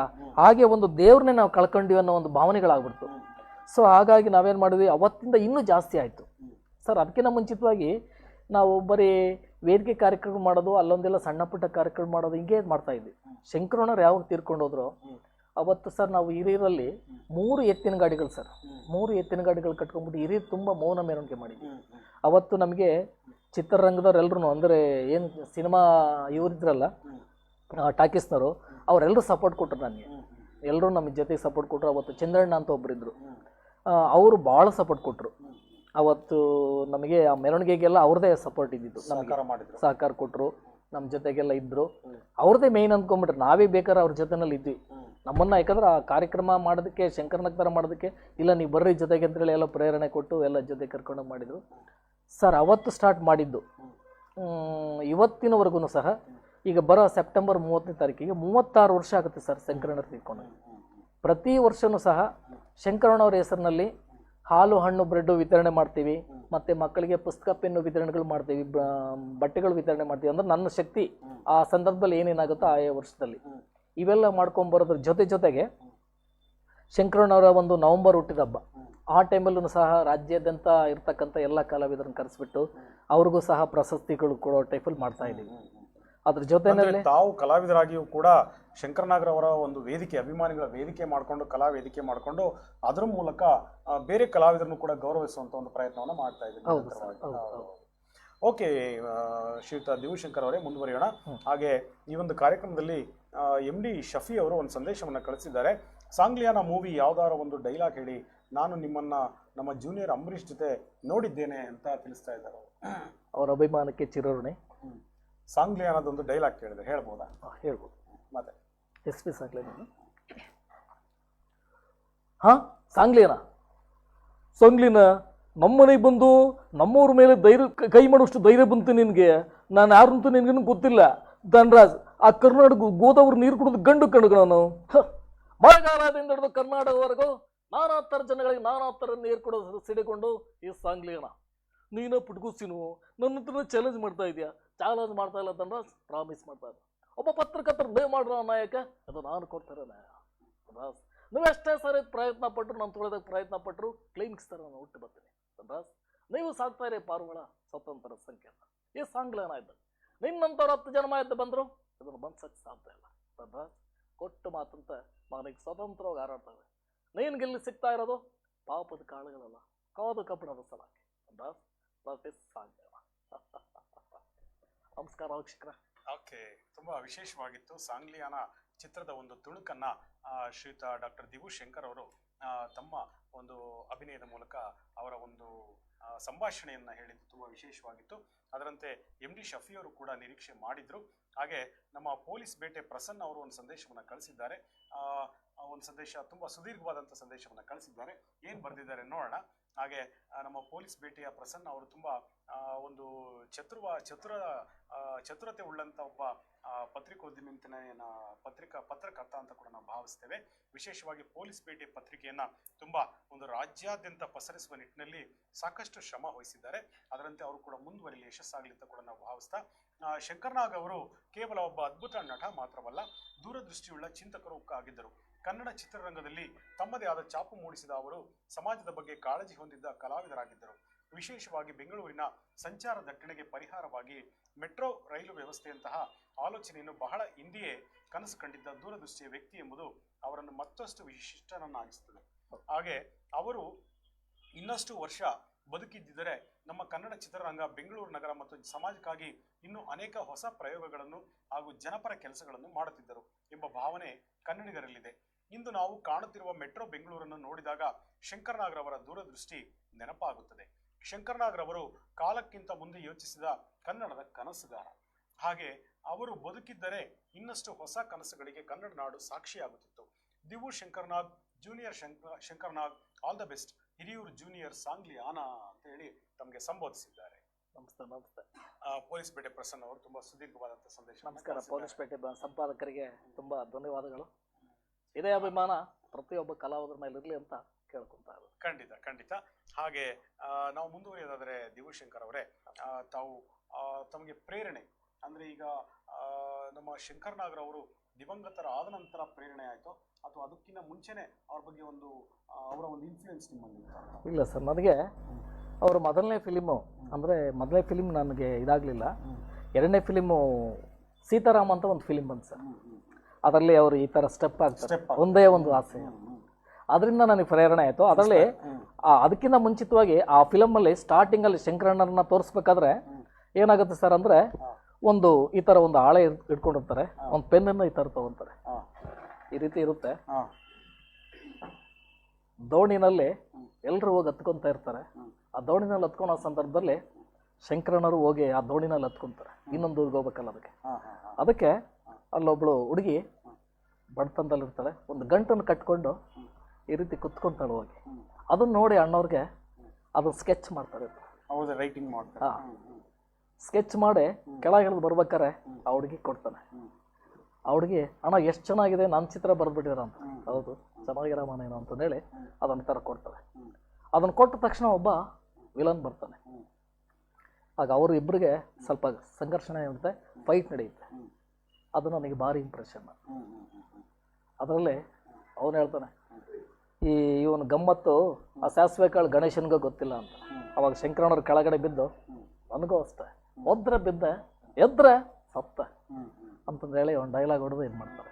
ಅವ್ರೇನೋ ಸ್ಕೆಚ್ ಮಾಡ್ತಾರಲ್ಲ ಈ ಥರ ಬರೀ ಜಸ್ಟ್ ಈ ಎರಡು ಬೆರಳಲ್ಲಿ ಹಿಂಗೆ, ಅಲ್ಲಿಂದ ನನಗೆ ಇಂಪ್ರೆಷನ್ ಆಯಿತು, ಇನ್ಸ್ಪೈರ್ ಆದ್ರಿ. ಅಂದ್ರೆ ಅವತ್ತಿಂದನೇ ಶಂಕರನಾಗ್ರ ಅವರನ್ನ ತುಂಬಾ ಆತ್ಮೀಯವಾಗಿ ತಮ್ಮ ಮನಸ್ಸಿನೊಳಗಡೆ ಭಾವಿಸ್ಕೊಂಡು. ಹೌದು, ಎಲ್ಲೇ ಹೋದ್ರು ಬರೀ ಅದನ್ನೇ ಡ್ಯಾನ್ಸ್ ಮಾಡ್ತಾ ಇದ್ದೆ. ಒಂದು ಆಸೆಯೋ ಈ ತರ ಹೋಗಿ ಅವಾಗೆಲ್ಲ ಬರೀ ಇಷ್ಟೇ ಜಾಸ್ತಿ, ಅವರು ಹೆಚ್ಚಿಗೆ ಡ್ಯಾನ್ಸ್ ಇಲ್ಲ. ಅಲ್ಲಿಂದ ನನಗೆ ಶಂಕರಣ್ಣವ್ರ ಮೇಲೆ ಇನ್ಸ್ಪೈರ್ ಆದ್ರಿ. ಅಲ್ಲಿಂದ ನೀವು ಜೂನಿಯರ್ ಶಂಕರನಾಗ್ರ ಅವ್ರ ತರ ತಾವು ಬದಲಾದ್ರಿ ಮಾನಸಿಕವಾಗಿ. ಓಕೆ ವೀಕ್ಷಕರೇ, ಒಬ್ಬ ಕಲಾವಿದನಾಗಿ ತಮ್ಮ ಒಂದು ಪ್ರತಿಭೆಯನ್ನ ಇವತ್ತು ನಮ್ಮ ಜಿಲ್ಲಾ ಮಟ್ಟದಲ್ಲಿ, ರಾಜ್ಯ ಮಟ್ಟದಲ್ಲಿ ಸಾಕಷ್ಟು ವೇದಿಕೆಗಳಲ್ಲಿ ಶ್ರೀಯುತ ಡಾಕ್ಟರ್ ದಿವು ಶಂಕರ್ ಅವರು ಜೂನಿಯರ್ ಶಂಕರನಾಗ್ರ ಅವರಾಗಿ ಗುರುತಿಸಿಕೊಂಡು ಹಲವಾರು ವೇದಿಕೆಗಳಲ್ಲಿ ವಿಶೇಷವಾದಂಥ ತಮ್ಮದೇ ಆದಂಥ ಛಾಪನ್ನು ಮೂಡಿಸಿದ್ದಾರೆ. ಹಲವು ವೇದಿಕೆಗಳಲ್ಲಿ ಅವರ ಒಂದು ನಿರೀಕ್ಷೆ ಭಾರಿ ಸಾರ್ವಜನಿಕರು ಕೊಂಡ್ರೆ ಅಭಿಮಾನಿಗಳು ಕೂಡ ಕಾಯ್ತಾರೆ ಅನ್ನೋದು ಕೂಡ ನಮ್ಮ ಭಾವನೆಗೆ ಬಂದಿದೆ. ವಿಶೇಷವಾಗಿ ತಾವು ಈ ಕಲಾವಿದರಲ್ಲದೇನೆ ಯಾವ ಕ್ಷೇತ್ರಗಳಲ್ಲಿ ತಾವು ಒಂದು ಸೇವೆಯನ್ನು ಸಲ್ಲಿಸಿದ್ದೀರಿ ತಮ್ಮ? ಸರ್, ನಾವು ಕಲಾಕ್ಷೇತ್ರದಲ್ಲಿ ಇದ್ಕೊಂಡು ಸಹ ಪತ್ರಿಕಾ ರಂಗದಲ್ಲಿ ಆಗಿರ್ಬೋದು, ಸಾಕಷ್ಟು ಕೆಲವು ಸಂಘಟನೆಗಳಿಗೆಲ್ಲ ಮಾಡಿದ್ದೀನಿ ಸರ್. ಸಾಕಷ್ಟು ಅವೆಲ್ಲ ಉರುಳು ಸೇವೆಗಳೆಲ್ಲ ಮಾಡಿದ್ದೀವಿ. ಗೋಕಾಕ್ ಚಳವಳಿ ಆಗಿರ್ಬೋದು. ಗೋಕಾಕ್ ಚಳವಳಿ ಸಂದರ್ಭದಲ್ಲಿ ಸರ್ ನಾವಿನ್ನೂ ಸ್ವಲ್ಪ ಭಾಳ ಚಿಕ್ಕವರು ಸರ್. ಗೋಕಾಕ್ ಚಳವಳಿನಲ್ಲೆಲ್ಲ ನಾವು ಭಾಳ ಇದು ಮಾಡಿದ್ವಿ. ಈ ಕಡೆಗೊಂದು ಭಾವಚಿತ್ರಗಳನ್ನ ಹಾಕೊಂಡು ಓಡಾಡ್ತಾ ಇದ್ವು. ಅಣ್ಣವ್ರು ಬಂದರು ಹಿರಿಯರಿಗೆ ಶಂಕರಣ್ಣವರು, ರಾಜಣ್ಣವರು ಇವರೆಲ್ಲರೂ ಬಂದಾಗ ಪುನೀತ್ ರಾಜ್ಕುಮಾರ್ ಸರ್ ಅವರು ಇನ್ನೂ ಚಿಕ್ಕವರು ಸರ್. ಯಾವಾಗಲೂ ಎಡಗಡೆ ತೊಡೆ ಮೇಲೆ ಪುನೀತ್ ರಾಜ್ಕುಮಾರ್ ಅವ್ರನ್ನ ಶಂಕರಣ್ಣವ್ರು ಕೂರಿಸ್ಕೊಳೋದು. ಆ ಗೋಕಾಕ್ ಚಳವಳಿನಲ್ಲೆಲ್ಲ ಇದ್ದು, ಗೋಕಾಕ್ ಚಳವಳಿನಲ್ಲಿ ಅದಾದಮೇಲೆ ಮತ್ತೆ ಮಯೂರ ಫಿಲಿಮು ತಮಿಳ್ನಾಡಿನಲ್ಲಿ ಶೂಟಿಂಗ್ ನಡೆಯೋ ಸಂದರ್ಭದಲ್ಲಿ ಅವ್ರಿಗೆಲ್ಲ ಸ್ವಲ್ಪ ಒಂದು ಗಲಾಟೆ ಆಗುತ್ತೆ ಸರ್. ಶೂಟಿಂಗು ಅಲ್ಲಿಗೆ ಅರ್ಧಕ್ಕೆ ನಿಲ್ಲಿಸ್ತಾರೆ. ಅದೊಂದು ಇದಾಯ್ತು ಸರ್. ಅದು ಸಹ ಎಲ್ಲ ಕಡೆನೂ ಗಲಾಟೆ ಆಯಿತು. ಆ ಸಂದರ್ಭದಲ್ಲೆಲ್ಲ ನಾವು ಆ ಗಲಾಟೆನಲ್ಲೆಲ್ಲ ಭಾಗವಹಿಸಿದ್ವಿ. ಆದ್ರೂ ಎಲೆಮರೆ ಕಾಯಿನ್ ಟೈಪಲ್ಲೇ ಇದು ಮಾಡ್ಕೊಂಡು ಹೋಗ್ತಾ ಇದ್ವಿ. ಸಾಕಷ್ಟು ಸಂಘ ಸಂಸ್ಥೆಗಳಲ್ಲಿ ಹಿಂಗೆ ಸೇವೆ ಮಾಡ್ಕೊಂಡು ಹೋಗ್ತಾ ಇದ್ವಿ. ಅದ್ರ ಜೊತೆಯಲ್ಲಿ ಶಂಕರನಾಗ್ರ ಅವ್ರದ್ದು ಮಾಮೂಲಿ ಇದ್ದೇ ಇತ್ತು. ಇದನ್ನು ಮಾಡ್ಕೊಂಡು ಹೋಗ್ತಾ ಸಂದರ್ಭದಲ್ಲಿ ಏನಾಯ್ತು ಸರ್ ಅಂದರೆ ಮತ್ತೆ ಡಾಕ್ಟರ್ ರಾಜ್ಕುಮಾರ್ ಅವರ ಕಲಾ ಪರಿಷತ್ತಲ್ಲೂ ಸಹ ನನಗೆ ರಾಜ್ಯ ಸಂಚಾಲಕರು ಮಾಡಿದರು. ಇನ್ನೂ ಕೆಲವು ಸಂಘ ಸಂಸ್ಥೆಗಳಲ್ಲಿ ಕರೆಸ್ಕೊಂಡು ಅದರಲ್ಲಿ ನಮಗೆ ಒಂದು ಸ್ಥಾನಮಾನವನ್ನು ಕೊಟ್ಟರು. ಹಿಂಗೆ ಸಾಕಷ್ಟು ಕೆಲವು ಸಂಸ್ಥೆಗಳಲ್ಲಿ ಅಧ್ಯಕ್ಷರಾಗಿ ನನಗೆ ಪೋಸ್ಟಿಂಗ್ ಕೊಟ್ಟರು. ಇನ್ನು ಕೆಲವು ಸಂಸ್ಥೆಗಳಲ್ಲಿ ಕನ್ನಡ ಸಾಹಿತ್ಯ ಪರಿಷತ್ತಲ್ಲೂ ಸಹ ನನಗೆ ಒಂದು 2-3 ವರ್ಷಗಳ ಕಾಲ ನನಗೊಂದು ಅವಕಾಶ ಮಾಡಿಕೊಟ್ರು ಅಲ್ಲಿ ಸೇವೆ ಮಾಡಲಿಕ್ಕೆ. ಬಟ್ ಅಂಥ ಆಗ ಸೇವೆ ಮಾಡಲಿಕ್ಕೆ ಏನೂ ಆಗಲಿಲ್ಲ, ಕೊರೋನಾ ಬೇರೆ ಬಂತು, ಆ ಟೈಮಲ್ಲಿ ಏನೂ ಮಾಡೋಕ್ಕಾಗಲಿಲ್ಲ. ಹಿಂಗೆ ಹಲವಾರು ಸಂಘ ಸಂಸ್ಥೆಗಳಲ್ಲಿ ಕಾರ್ಯಕ್ರಮಗಳ ಜೊತೆಯಲ್ಲಿ ಮಾಡೋದ್ರ ಜೊತೆಯಲ್ಲಿ ಸರ್ ನಾವು ಹೆಚ್ಚಿಗೆ ಅಂತಂದರೆ ಈ ಕಂಬಾಲಪಲ್ಲಿ ವಿಚಾರದಲ್ಲಿ ಆಯಿತು, ಆ ಟೈಮಲ್ಲೂ ಹೋರಾಟ ಮಾಡಿದ್ವಿ. ಕಾವೇರಿ ವಿಚಾರದಲ್ಲಾಯಿತು. ಸಾಕಷ್ಟು ಇತ್ತೀಚೆಗೆ ಸ್ವಲ್ಪ ಕಡಿಮೆ ಆಗಿದೆ ಸರ್. ಏನಂತಂದರೆ ಅವಾಗೆಲ್ಲ ಸ್ವಲ್ಪ ಜನಸಂಖ್ಯೆ ಕಡಿಮೆ ಇತ್ತು ಸರ್. ಹಿರಿಯ ಟೌನಲ್ಲಿ ಹೊರಟ್ರೆ ನಾವೇ, ಆಮೇಲೆ ಈ ದುರ್ಗ, ದಾವಣಗೆರೆ, ಹಿರಿಯೂರು, ತುಮಕೂರಿಗೆ ರೈಲ್ ಮಾರ್ಗ, ಈ ವಿಚಾರಕ್ಕೆಲ್ಲ ಹೋರಾಡಿದ್ವಿ ಸರ್. ಅವಾಗ ಸುಮ್ಮನೆ ಏನು ಮಾಡೋದು ಅಂದ್ರೆ ಸುಮ್ಮನೆ ರೈಲ್ ಬೇಕು ಏನಕ್ಕೆ ಬೇಕು ರೈಲು, ಸುಮ್ಮನೆ ಕೂಗ್ತಾ ಇದ್ರು ರೈಲ್ ಬೇಕು. ಜನಗಳು ಯಾಕೆ ಏನಕ್ಕೆ ಯಾವ ಥರದಲ್ಲಿ ಎಲ್ಲಿಗೆ ರೈಲು? ಅವಾಗ ನಾನು ಮತ್ತೆ ದೊಡ್ಡವ್ರಿಗೆ ಹೇಳಿ, ನಾವು ಜೊತೆಗಿದ್ವಲ್ಲ ಸರ್, ರೈಲು ಅಂದರೆ ಈಗ ಬೇರೆ ಯಾರೋ ಒಬ್ಬರು ಇಂಡಿಪೆಂಡೆಂಟ್ ನಿಂತಿದ್ದಾರೆ, ಅವ್ರು ರೈಲ್ ಬೇಕು, ಇವ್ರಿಗೆ ಏನಂಗಾಗತ್ತೆ, ನಮ್ಗೆ ಈ ಮಾರ್ಗದಿಂದ ಈ ಮಾರ್ಗದವರೆಗೂ ರೈಲ್ ಬೇಕು ಅಂತ ಈ ಥರ ನಾವು ಸ್ಲೋಗನ್ ಕೂಗಬೇಕು ಅಂತ ಹೇಳಿ ಆ ಸ್ಲೋಗನ್ನೆಲ್ಲ ಹೇಳ್ಕೊಟ್ಕೊಂಡು ಆ ಸ್ಲೋಗನ್ ಅಡಿಯಲ್ಲಿ ಬಂದ್ವಿ. ಭದ್ರಾ ಮೇಲ್ದಂಡೆ ವಿಚಾರದಲ್ಲಿ ಆಗಿರ್ಬೋದು ಸಾಕಷ್ಟು ಹೋರಾಟ ಮಾಡಿದ್ವಿ ಸರ್. ಉದಾಹರಣೆಗೆ ಭದ್ರಾ ಮೇಲ್ದಂಡೆದು ನಾವು ಹಿರಿಯಲ್ಲಿ ಎಲ್ಲ ಬಂದ್ ಮಾಡಿದ್ವಿ. ಬಂದ್ ಮಾಡಿದಾಗ ಕುಮಾರಸ್ವಾಮಿ ಅವರು ಏನೋ ಮುಖ್ಯಮಂತ್ರಿಗಳಿದ್ರು ಸರ್. ಆ ಟೈಮಲ್ಲಿ ಏನಾಯಿತು ಅಂತಂದರೆ ಚಿತ್ರದುರ್ಗಕ್ಕೆ ಅಂದರೆ ಕೆಲವರು ಬೇಸರ ಆಗ್ಬೋದು ಅನ್ಸುತ್ತೆ ಈ ವಿಚಾರದಲ್ಲಿ. ಯಾಕೆ ಗೊತ್ತಾ, ಯಾಕೆ ಬೇಸರ ಆಗುತ್ತೆ ಅಂತ ಹೇಳಿದ್ರೆ ಅದಕ್ಕೂ ಒಂದು ಮುಂದೆ ಕೇಳ್ತೀನಿ. ಏನಾಯಿತು ಸರ್ ಅಂತಂದು ಹೇಳಿದ್ರೆ ನಾವು ಸ್ಟಾರ್ಟ್ ಮಾಡ್ಕೊಂಡಿದ್ವಿ, ಎಲ್ಲ ಬಂದ್ ಮಾಡ್ಸೋಕ್ಕೆಲ್ಲ ರೆಡಿ ಮಾಡ್ಕೊತಾ ಇದ್ವಿ. ಒಂದು ಟ್ರ್ಯಾಕ್ಸ್ ಬರುತ್ತೆ ಸರ್, ಇಲ್ಲಿ ಬರುತ್ತೆ, ಚಿತ್ರದುರ್ಗಕ್ಕೆ ಬರುತ್ತೆ. 5 TMC ಅಲ್ಲ, ನಾನು ಆ 2 TMCನ ನಾವು ಚಿತ್ರದುರ್ಗಕ್ಕೆ ಕೊಡ್ತೀವಿ ಅಂತ ಬರುತ್ತೆ. ದಯಮಾಡಿ ಚಿತ್ರದುರ್ಗದ ಜನತೆ ಕ್ಷಮೆ ಇರಲಿ, ನಾನು ಕೇಳ್ಕೊತಾ ಇದ್ದೀನಿ. ಯಾಕೆ ಅಂತ ಹೇಳಿದ್ರೆ ಇದನ್ನು ನಾನು ವಿರೋಧ ಮಾಡಿದ್ದೀನಿ ಅಂತ. ಅಂದ್ರೆ ಆ ಭಾಗದಲ್ಲಿ ತಾವು ಹಿರಿಯೂರು ಭಾಗದಲ್ಲಿ ಇದ್ದಿದ್ರಿಂದ ತಾವು ಅದನ್ನ ನಿರೀಕ್ಷೆ ಮಾಡಲೇಬೇಕು. ಇಲ್ಲ, ನಾನು ಬರೀ ಹಿರಿಯೂರು ಭಾಗಕ್ಕೋಸ್ಕರನೇ ನಾನು ನಿರೀಕ್ಷೆ ಮಾಡಿರಲಿಲ್ಲ. ನಾವು ಉದಾಹರಣೆಗೆ ಕಾವೇರಿ ವಿಚಾರದಲ್ಲಿ ಏನಾದ್ರು ಆದ್ರೆ ನಾವು ಇಡೀ ರಾಜ್ಯದವರೆಲ್ಲರೂ ಸೇರ್ಕೊಂತಿತ್ತಾನೆ, ಕರ್ನಾಟಕ ಜನತೆ ನಾವೆಲ್ಲರೂ ಒಟ್ಟಾಗಿ ಹೋರಾಟ ಮಾಡ್ತೀವಿ. ಪಕ್ಕದ ಜಿಲ್ಲೆ ನಾವು ನೀರು ಕುಡಿತಾ ಇದ್ದೀವಿ, ಭಾಳ ವರ್ಷಗಳಿಂದಲೂ ಕುಡಿತಾ ಇದ್ದೀವಿ. ಏನು ನಿಜಲಿಂಗಪ್ಪರ ಕಾಲದಿಂದಲೂ ಸಹ ಮಾರಿ ಕಡಿಮೆ ನೀರನ್ನ ಈ ಚಿತ್ರದುರ್ಗದಲ್ಲಿ ನಾವು ಕುಡಿತಾ ಇದ್ದಾನೆ. ಅಲ್ಲಿ ತೊಂದರೆ ಬೇರೆ ಆದ್ರಲ್ಲ, ಇಡೀ ನಮ್ಮ ಜಿಲ್ಲೆಗೆ ಯಾರಿಗೆ ತೊಂದರೆ ಆದ್ರೂ ಬೇರೆ ಅಲ್ಲ. ನಾವೆಲ್ಲರೂ ಒಗ್ಗೂಡಿ ಹೋರಾಟ ಮಾಡಬೇಕು. ಎಷ್ಟು ವರ್ಷಗಳ ಕಾಲನೂ ಹಿರಿಯರು ಬಿಟ್ಟರೆ ಬೇರೆ ಯಾವ ಊರಿನವರು ಇಡೀ ನಮ್ಮ ಜಿಲ್ಲೆನಲ್ಲಿ ಯಾರೂ ಸಹ ಕೈ ಜೋಡಿಸಿಲ್ಲ. ಅದಕ್ಕೆ ನಾನೇನು ಹೇಳಿದೆ, ನೋಡ್ರಿ ಬಂದಿರೋದು ಅವರಿಗೆ 2 TMC ಕೊಡ್ತೀನಿ, ಅದು ಕುಡಿಯೋ ನೀರಿಗೆ ಅಂತ ಹೇಳಿ. ನಮಗೆ ಏನು ಜಮೀನು ಮಾಡೋದಕ್ಕೆ ನಿಜಲಿಂಗಪ್ಪರ ಕಾಲದಲ್ಲಿ 5 TMC ನೀರು ಕೊಡ್ತೀವಿ ಅಂತ ಹೇಳಿದ್ದು. ಈಗ ಅದು ಬರೀ 2 TMC ಕೊಡ್ತಾರೆ, ಬೇಡ ನಾವು ಈ ಹೋರಾಟ ಕಂಟಿನ್ಯೂ ಮಾಡೋಣ ಅಂತ ಹೇಳಿದ್ವಿ. ಯಾರು ಕೇಳಲೇ ಇಲ್ಲ. ಇಲ್ಲ ಬಿಡ್ರಿ ಅಂತ ಅಲ್ಲಿಗೆ ನಿಲ್ಲಿಸ್ಬಿಟ್ರು ಸರ್. ಅವಾಗ ನಾನು ಭಾಳಷ್ಟು ವಿರೋಧ ಮಾಡಿದೆ. ಅದು ಪತ್ರಿಕೆ ಸ್ಟೇಟ್ಮೆಂಟು ಬಂತು, ದೇವಶಂಕರ್ ಅವರು ಈ ಥರ ಹೇಳಿದರು. ಅಲ್ಲಿಂದ ಕೆಲವು ನನಗೆ ಕಾರ್ಯಕ್ರಮಗಳು ಕಡಿಮೆ ಆಗ್ಬಿಟ್ಟು ಸರ್. ಕೆಲವರು ಅದನ್ನ ನೋಡೋ ಏನೋ ಗೊತ್ತಿಲ್ಲ ತಗೊಂಡ್ರು. ನಾನು ಏನು ಕೇಳಿದೆ ಅಂದರೆ, ಕಾವೇರಿ ವಿಚಾರದಲ್ಲಿ ನಾವೆಲ್ಲರೂ ಒಗ್ಗೂಡ್ತೀವಿ, ಇದು ನಮ್ಮ ಜೀವನಾಡಿ, ಇಡೀ ನಮ್ಮ ಜಿಲ್ಲೆಗೆ ಜೀವನಾಡಿ. ಇವತ್ತು ನಾವು ಸುರಕ್ಷಿತವಾಗಿ ಬದುಕ್ತಾ ಇದ್ದೀವಿ ಅಂತ ಹೇಳಿದ್ರೆ ಅದು ನಮ್ಮ ಮಾರಿ ಕಡಿಮೆ ನೀರಿಂದ. ಅದು ಎಲ್ಲದಕ್ಕಿಂತ ಮುಖ್ಯವಾಗಿ ನಾವು ಮೈಸೂರು ಮಹಾರಾಜರನ್ನ ನಾವು ಧ್ಯಾನ ಮಾಡಬೇಕು. ನಮ್ಮ ತಂದೆ ತಾಯಿನ ಎಷ್ಟು ನೆನಪು ಮಾಡ್ಕೊತೀವೋ ಅಷ್ಟೇ ಅವ್ರನ್ನ ನೆನಪು ಮಾಡ್ಕೋಬೇಕು. ಅವರು ಒಂದು ರೀತಿಯಲ್ಲಿ ನಮಗೆ ಜೀವನಾಡಿಗೆ ತಂದೆ ತಾಯಿಗಳವರು ಮೈಸೂರು ಮಹಾರಾಜರು. ಅವತ್ತಿನ ಕಾಲದಲ್ಲಿ ಒಡವೆನೆಲ್ಲ ಅಡ ಇಟ್ಟು ತಗೊಂಬಂದು ಕೆರೆಯನ್ನು ಕಟ್ಟಿಸ್ಕೊಟ್ಟರು. ಆ ಒಂದು ದೃಷ್ಟಿಯಿಂದ ನಾನು ನೋಡ್ರಿ, ನಮಗೆ ಈಗ ಇದನ್ನ ಏನು ವಾಪಸ್ ತಗೊಳ್ರಿ ಅಂತ ಹೇಳ್ತಿದ್ದಾರೆ. ಈಗ ನಮ್ಗೆ ಇವ್ರು ಯಾರು ಕೈ ಜೋಡಿಸ್ತಾ ಇಲ್ಲ. ಅಲ್ಲಿ ನೀರು ಕೊಟ್ಟರು, ಸೂಳೆಕೆರೆ ನೀರು ಕೊಡ್ತೀವಿ ಅಲ್ಲಿಗೆ ಅಂದ ತಕ್ಷಣ ಅವ್ರು ಸುಮ್ಮನೆ ಆಗ್ಬಿಟ್ರು. ನಮಗೆ ಮಾರಿ ಕಡಿಮೆ ನೀರು ಮತ್ತೆ ಅವರು ಇದ್ರ ಬಗ್ಗೆ ಯಾಕೆ ಅವ್ರು ಕೇಳ್ತಾ ಇಲ್ಲ, ಕಂಟಿನ್ಯೂ ಮಾಡ್ರಿ ಅಂತ ಕೇಳಿದೆ. ಇರ್ಲಿ ಬಿಡ್ರಪ್ಪ, ಮುಂದಿನ ದಿನ ಒಂದು ನೋಡೋಣ ಅಂತಂದು ಹೇಳಿದ್ರು. ಅಲ್ಲಿಗೆ ಸುಮ್ಮನಾದ್ರು. ಸದ್ಯ ಅಷ್ಟರೊಳಗೆ ಭದ್ರಾ ಮೇಲ್ದಂಡೆ ಸ್ವಲ್ಪ ನೀರು ಬಂತು. ಇವತ್ತು ಇಡೀ ನಮ್ಮ ಜಿಲ್ಲೆಗೆ ಎಲ್ಲ ಕಡೆಗೂ ನೀರು ಹೋಗ್ತಾ ಇದೆ. ಭಾಳ ಖುಷಿ ಆಗ್ತಾ ಇದೆ. ಯಾಕಂದರೆ ಸಮೃದ್ಧಿ ಪ್ರತಿಯೊಬ್ಬರಿಗೂ ಬೇಕು ಸರ್, ಪ್ರತಿಯೊಬ್ಬರಿಗೂ ನೀರು ಬೇಕು.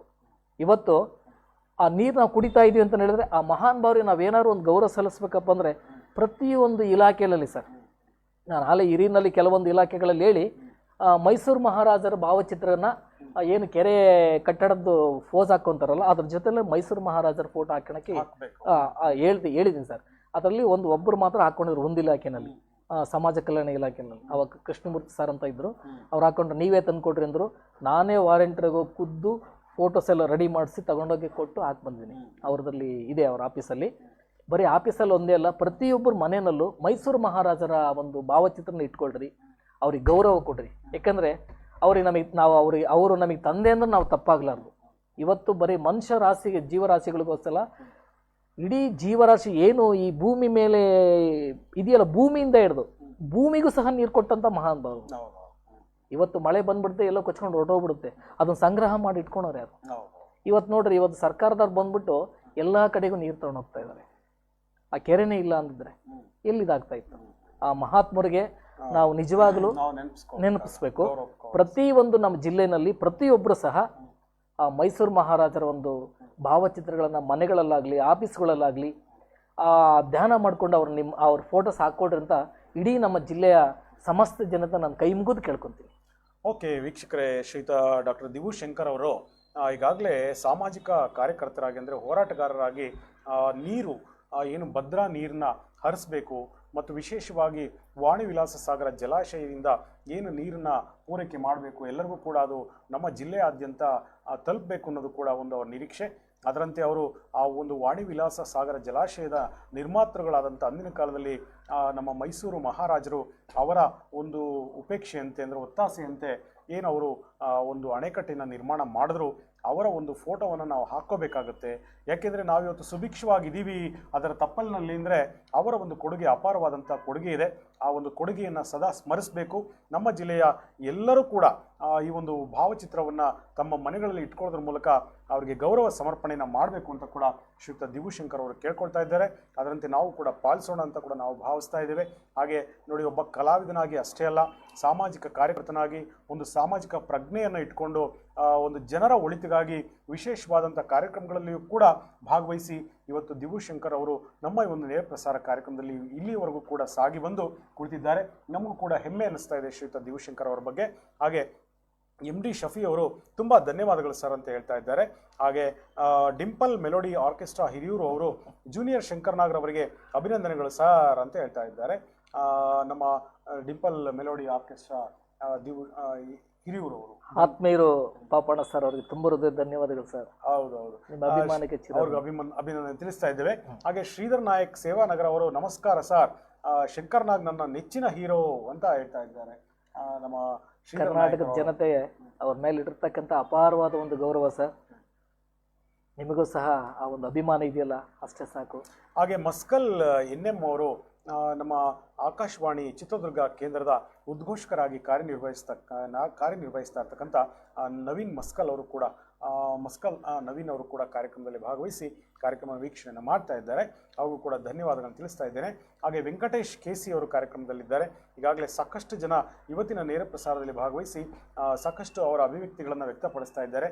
ಸರ್, ತಮಗೆ ಇಷ್ಟವಾದಂಥ ಒಂದು ಗೀತೆಯನ್ನು ನಾವು ಕೇಳಬಹುದು ತಮ್ಮ ಒಂದು ಧ್ವನಿಯಲ್ಲಿ? ವೀಕ್ಷಕರೇ, ಇದೀಗ ಶ್ರೀಯುತ ಡಾಕ್ಟರ್ ದಿವು ಶಂಕರ್ ಅವರು ಒಂದು ವಿಶೇಷವಾದಂಥ ಗೀತೆಯನ್ನು ಪ್ರಸ್ತುತಪಡಿಸ್ತಾ ಇದ್ದಾರೆ. ಅದರಲ್ಲೂ ಅವರ ಒಂದು ಮನದಾಳದ ಗೀತೆಯನ್ನು ನಾವು ನಿರೀಕ್ಷೆ ಮಾಡ್ತಾ ಇದ್ದೇವೆ. ಖಂಡಿತ ಈಗ ಒಂದು ಗೀತೆಯನ್ನು ಹಾಡ್ತಾ ಇದ್ದಾರೆ. ತಾವೆಲ್ಲರೂ ಕೂಡ ಪ್ರೋತ್ಸಾಹಿಸಬೇಕು ಅಂತ ನಾನು ನಿರೀಕ್ಷೆ ಮಾಡ್ತೇನೆ.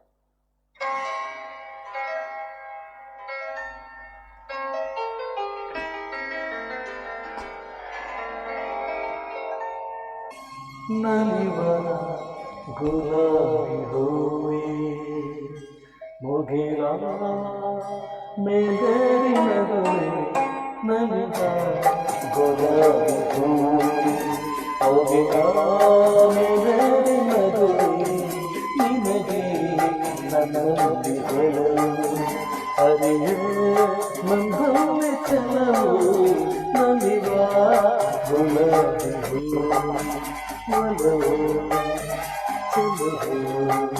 ಹೂವೇ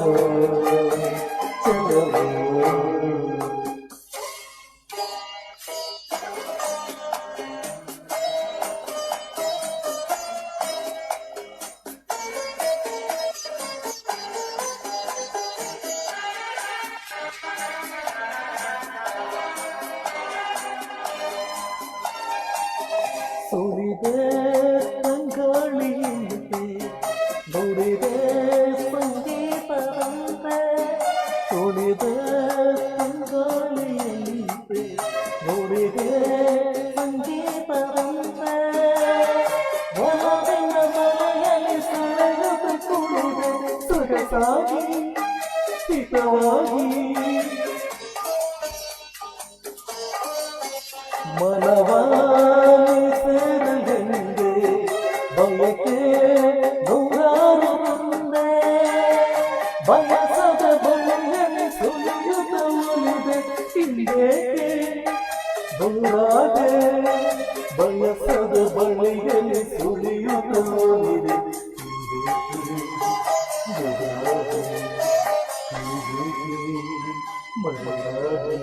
ನಲಿವಾ ಗುಲಾಬಿ ಹೂವೆ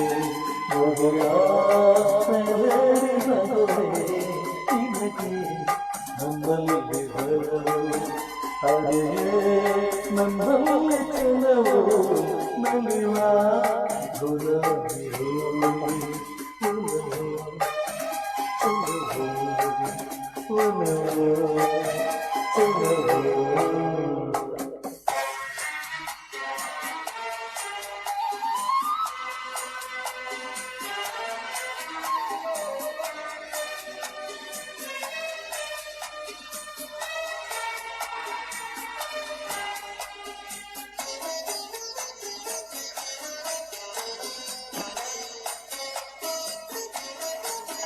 ಸುಮವೇ ನೀ ಬಾಡದಂತೆ ಬಿಸಿಲ ನೀ ನೋಡದಂತೆ ಸುಮವೇ ನೀ ಬಾಡದಂತೆ ಬಿಸಿಲ ನೀ ನೋಡದಂತೆ ನರಳಲ್ಲಿ ಸುಖದಲ್ಲಿ ನಗುತ್ತಿರುತ್ತ ಎಂದೆಂದು ಎಂದೆಂದು ವಿರೋಧಿ ಆಗಿ ಹೀಗೆ ಇರಲಿ ನನಗೆಲ್ಲ ಬೇಗೆ ಕನಸಲ್ಲಿ ನೋಡಿದ ಸಿರಿಗೂ ನಿನಗಾಗಿ ನನಗಾಗಿ ಕನಸಲ್ಲಿ ನೋಡಿದ ಸಿರಿಯಲು ನಿನಗಾಗಿ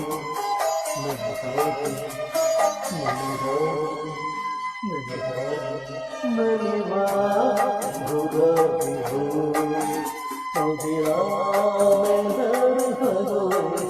ತಿನ್ನಕ್ಕೆ ನನ್ನಲ್ಲಿ ಬಲವು ಅರಿಯೇ ನನ್ನಲ್ಲಿ ಚೆಲವು ನಲಿವಾ ಗುಲಾಬಿ ಹೂವೆ. ಸೂಪರ್, ಉತ್ತಮವಾದಂಥ ಗೀತೆಯನ್ನು ಆಯ್ಕೆ ಮಾಡಿದ್ದೀರಿ. ನಮ್ಮ ನೆಚ್ಚಿನ ದಿವಂಗತ ಶಂಕರ್ ನಾಗರ್ ಅವರ ಒಂದು ವಿಶೇಷವಾದ ಗೀತೆ, ತುಂಬ ಸಾಕಷ್ಟು ಜನಪ್ರಿಯ ಗೀತೆಯನ್ನು ಶ್ರೀಯುತ ಡಾಕ್ಟರ್ ದಿವು ಶಂಕರ್ ಅವರು ಇವತ್ತು ಹಾಡಿದ್ದಾರೆ. ಆ ಒಂದು ಗೀತೆಯನ್ನು ನೆನೆಸ್ಕೊಂಡ್ರೆ ಸಾಕು, ತುಂಬ ಒಂಥರ ಮೈಯೆಲ್ಲ ರೋಮಾಂಚನವಾಗ್ತದೆ. ಆ ಒಂದು ಗೀತೆಯಿಂದ ಎಷ್ಟೋ ಜನ ಪ್ರಭಾವಿತರಾಗಿದ್ದಾರೆ. ಆ ಗೀತೆ ಇಂದಿಗೂ ಕೂಡ ಅಚ್ಚ ಹಳಿಯದ ಹಾಗೆ ನಮ್ಮ ಮನಸ್ಸಲ್ಲಿ ಬೇರೂರಿದೆ. ಏನು ಹೇಳಕ್ಕೆ ಇಷ್ಟಪಡ್ತೀರಾ ಈ ಗೀತೆ ಬಗ್ಗೆ ವೈಯಕ್ತಿಕವಾಗಿ? ಸರ್, ಇದು ಅಜರಾಮರ ಸರ್. ಯಾಕಂದರೆ ಆಟೋ ರಾಜ ಅಂದ ತಕ್ಷಣ ಇಡೀ ಕರ್ನಾಟಕದಲ್ಲಿರ್ತಕ್ಕಂಥ ಎಲ್ಲ ಆಟೋದವರಿಗೆ ಇದು ಒಂದು ಪ್ರೇರಣಾ ಗೀತೆ. ಹೌದು.